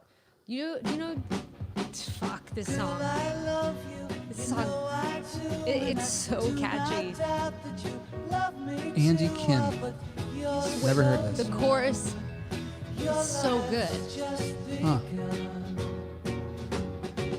Yeah, somebody I love showed that this to album me cover. when I was him with a dog. Yeah. So pretty. It's so His good. voice is so. It's like butter. Yeah, it's perfect. Yeah. You hear this, I'm like, I fucking suck at singing. It's fine. I love like men that sing buttery like that. Yeah. I mean, that's what a fucking gift. like a buttery It just man. makes me. I'm like, oh. You know, and a guy can make me feel. It's beautiful. I mean, That shit's guys really make me feel like that. Well, you know what I mean. I'm like, a guy to a guy. Oh, Like yeah. this guy's voice is fucking amazing. It's beautiful. Yeah. Oh, this is rad. So good. Have you ever heard that band, the DBs? Yeah, I love the DBs. I figured, I was like, he's a DBs fan. Oh, love the DBs. Yeah, I went into Yeah. like a wormhole of that. They're so good. Super good. Yeah. Super weird stuff for their time. I feel like they're really ahead of their time. I've been listening to Nick Lowe too. I Yeah. feel like I'm late on that train. So Nick Lowe's great. I'm trying to like revisit some people that like I kind of just came to him on my own. Yeah. But I feel like my friends who like are like songwriters, they love him. Yeah, You know? he's definitely a prolific songwriter. Cruel to Be Kind is like his big hit, but that album, Pop for There's like 6 pictures of him in the different color backgrounds. That's my favorite of his albums. Pop art one. Yeah, I think it's called Pop for. Look it up. Okay. That's Pop the for beauty something. What the Oh, fuck and is then it? also to talk new music. Have you heard that band Chubby and the Gang? No. Holy moly. They're so good. Okay, I'm gonna check. My them boyfriend out. showed me that band and we like geeked out. Huh. They're so good. Okay. What are they called? Chubby and the Gang. I love this song. Jesus of Cool. That's the name of the album. Sorry, I don't know why I course. thought it was Jesus of Cool. Really good album. That's the one that I've been listening to. Actually, it's funny. I haven't looked at the album art though. Oh, classic. Yeah. Okay. Really cool album. Yeah, Chubby and the Gang. God Chubby and the damn. Gang. What song? Any song? Just anyone. I think they only have one album. Speed Kills. That seems like a good title for a song. It just sounds so good. I love hearing a band where it just sounds timeless. Yeah. Like this to me, it's like on like Yeah, this would be fucking awesome. it just feels like crazy, and Yeah. that's like, man, I'm really excited about this band. Yeah. Chubby and the Gang. Yeah, I don't This even is know. dope. I don't have my phone, but I hope they come here soon. Yeah. I think they're super good Chubby and because the I Gang. like hearing a recording. You're like, I want to see this band live. It doesn't happen that often, but this band, I'm like, they're like exploding out Yeah. of the speakers. Like, Yeah, yeah. So you can't even imagine this live. Like, oh my. Yeah, fucking and they sound God. really tight too. I know. I mean, well, like, I like that it's called unbelievably tight. Speed Kills. Yeah, Speed Kills. It's Fucking perfect. rad. We have some people chiming in on the live feed. Oh, who is it? American Pancake said, Channel Zero is a rad track like a crashed car of Berlin and Missing Persons, kind of, but really its own. Damn, that's a huge I love Missing Persons. That's great. Thank you, American Pancake. Monosonic Juke Joint sent a heart. I heart you back. Adam Monosonic. Sky said, you might like the Cigarettes, the Saints, Aussie band, yeah. They are Aussie. Okay. Radio Birdman was cool. I says fucking Mo. love Radio Birdman. Okay. I have a song totally, like the demo was called like Radio Bullshit because it was like a ripoff of a Radio Birdman Oh, really? song. And so some of the song titles that, yeah. So yeah, I love Radio Birdman. They're Nice. great. Adam Sky said, FYI, I discovered a great mid-'80s power pop band. Let's Active Water Part. I'm gonna look that Is up. that the name of the band or? I don't know. Let's Active Waters Part. Okay, I'm gonna look this up, Adam. Let's Active. Thank you, Adam Sky. Such a weird. Let's Active. That sounds like a band from the aughts. Let's Active Water Parts. Oh, they have a music video. There's that chorus, Oh, fuck. chorusy guitar. Yeah, that's so Wyatt. That like, you, like just just put a little sinks- chorus on the guitar, like A little it's, like, chorus, add a lights little up. acoustic in the back, and like. Yeah, that's all it You takes. got me. Yeah, I was like, there. It's that combo. Now this is cool. What year is this from? Doesn't say. He said Adam says mid-'80s. Which sounds Crazy. about right. It sounds good. What's always funny to me There's like a little about video power. for This it. is look at those hairdos. I've never heard of this band. Me either. What a weird. Let's Active. Yeah, It sounds like I'm saying something wrong. Yeah. Let's Active. I can never sing through SM58s. When people can do it, I'm like, it's crazy because it's like such a dead sound. Super dead. Do you bring your own mic to shows? I should because I wonder why I'm sick all the time.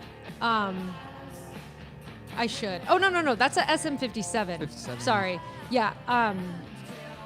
No, I think I should start doing it because like I said, I get sick all the time on tour. Yeah, and I you should feel bring your like- own mic for sure. Yeah, I know. It's worth it. I think it will make me seem more pro.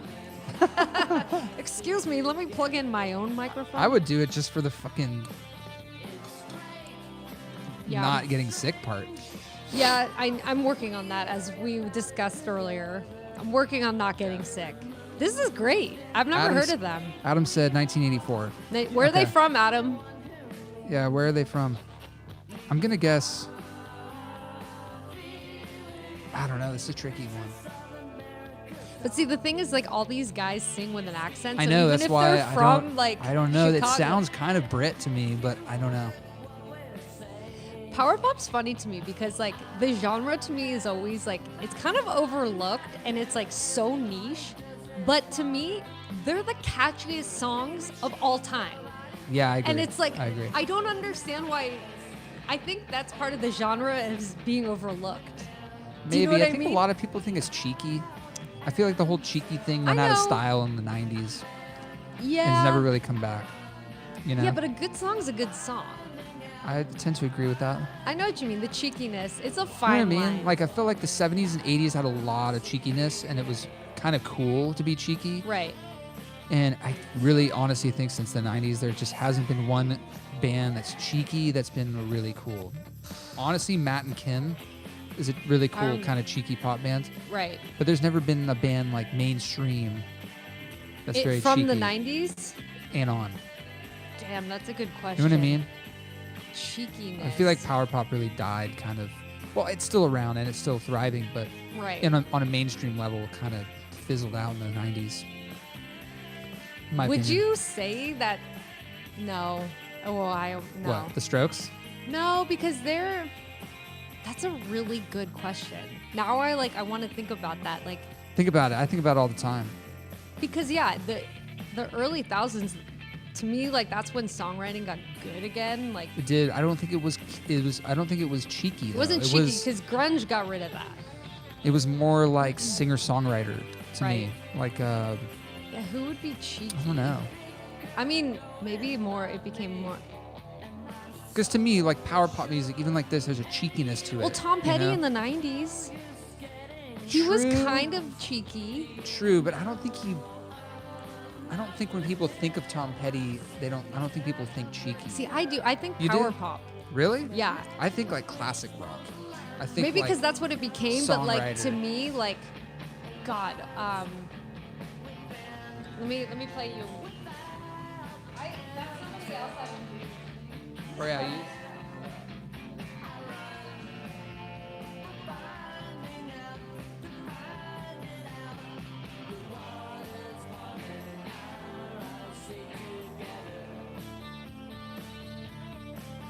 Dang, that's a heavy riff right there. Those guys aren't fucking around. I think it's because of like where. To me, he's just pure power pop. I think I agree with you, So like, but I feel like but he's he didn't cheeky. get big from. I guess he did. Maybe. I guess you're right. Like this song to me. Also, I have this on like a Oh, weird yeah, German yeah. punk compilation. So when you hear it, like with all of it, you're like, yeah, this is like Yeah, total just I like. know this one. This is super power poppy. It's so Yeah. damn good. Like Yeah. people are like, fuck Tom Petty. I'm like, are you fucking I don't know how anyone. crazy? Yeah, he's fucking genius. Yeah, and like to me, this is just power pop and Yeah. so damn catchy. Yeah, shit's great. Yeah, but power pop, a lot of people just are like, eh. But there's so many Yeah. good songs. I know. I'm a sucker for it. Me I didn't too. choose it. I just love it. I just always have. Yeah. It's my shit. I love all music, but the power pop stuff's like just throwing gum on a wall. It's so sticky. And it's so catchy, like and melodic. Like there's so many good songs from that genre. This song's so good. Adam says, "Trust me, look up the band The Sunny Boys." Okay. Is it sunny like? The Sunny Boys. And then Simon Williams says, "The Sunny Boys for sure." Okay. So All right. he's backing him. Okay. Let's see. All right, you guys. You guys are schooling me. The Sunny Boys Is full it album. SONNY? SUNNY, like The Sunny Boys. Alone with You. Seems like this is their big hit. Where are they from? Australia. Okay. Oh, I know this tune. Yeah, this is great shit. Someone just showed me this recently. Really? Yeah. Such a good accent. Yeah, it sounds super good. Yeah.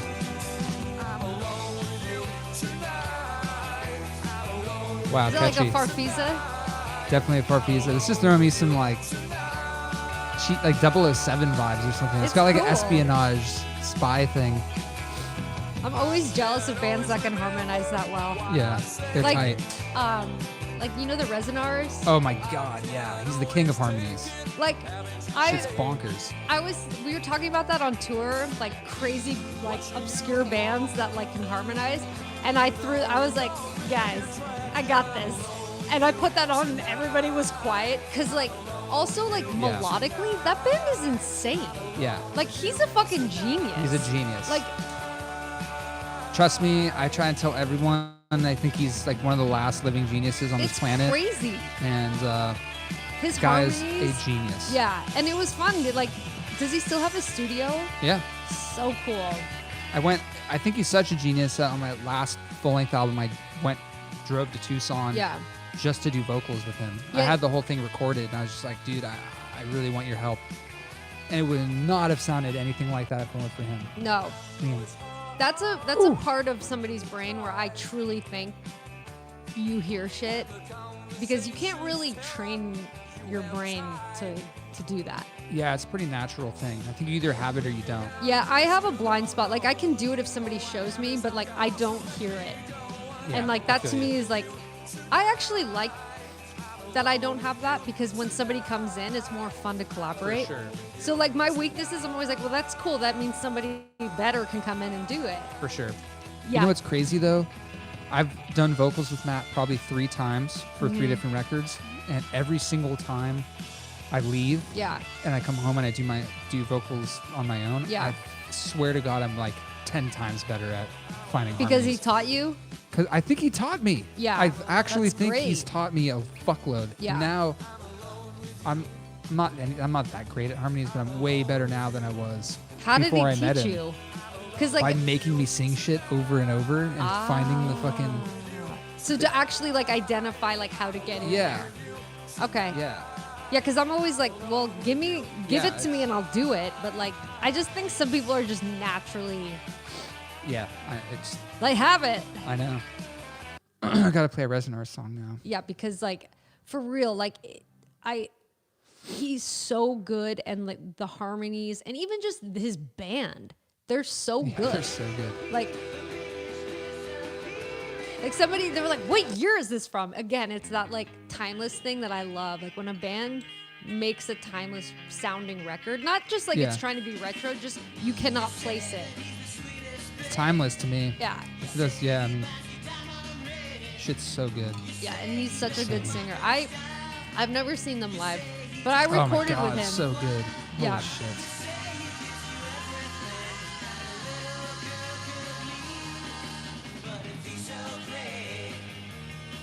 Those vocals, like get out of town with that. Yeah, what the fuck? And doesn't he record on that weird tape? Yeah, ADAT. Yeah, what the hell is that? It's like VHS. It's a so Yeah, it's a weird. weird machine. It's an 8-track VHS. But it sounds like, I know when he's like, yeah, we're gonna record on this. I was like, what the hell is Yeah, that? But it sounds really It does cool. sound good. It was like Yeah. one of the last analog recorders. From the 80s? Probably the 80s, yeah. Probably one of the last ones before computers took over. Okay. It's super cool. Yeah. And I actually never recorded that way. It is cool. You can chain a bunch of those machines together Yeah. and have like 4 VHSs rolling at the same time and have 24 tracks.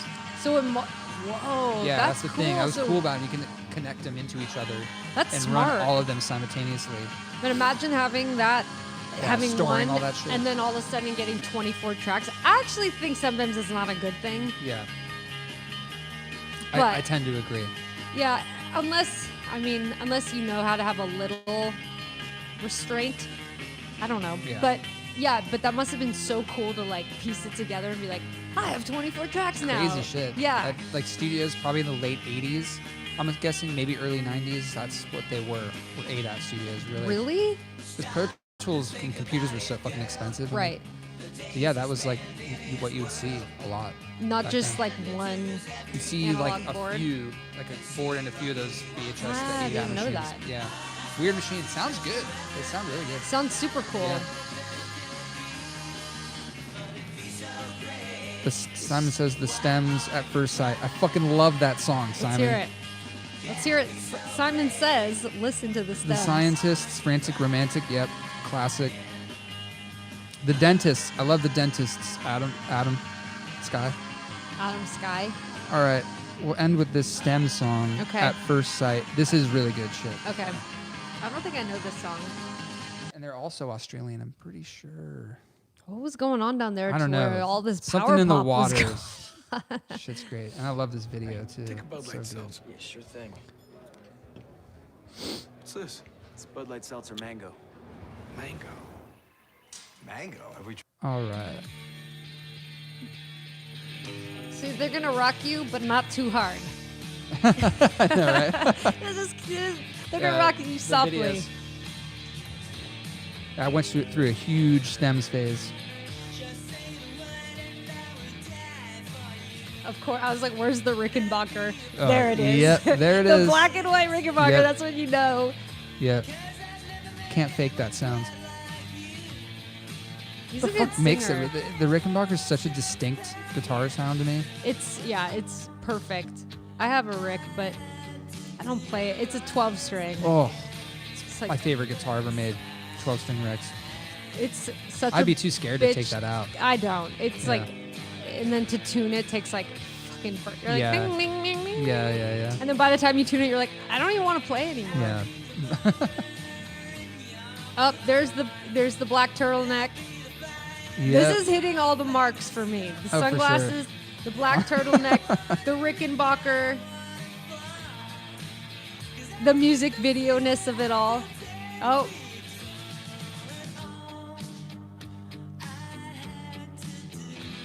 Love this shit. Yeah, this is So good. great. I love this. Thank you, Andy. Was this a Andy Sky? This was Oh, Simon.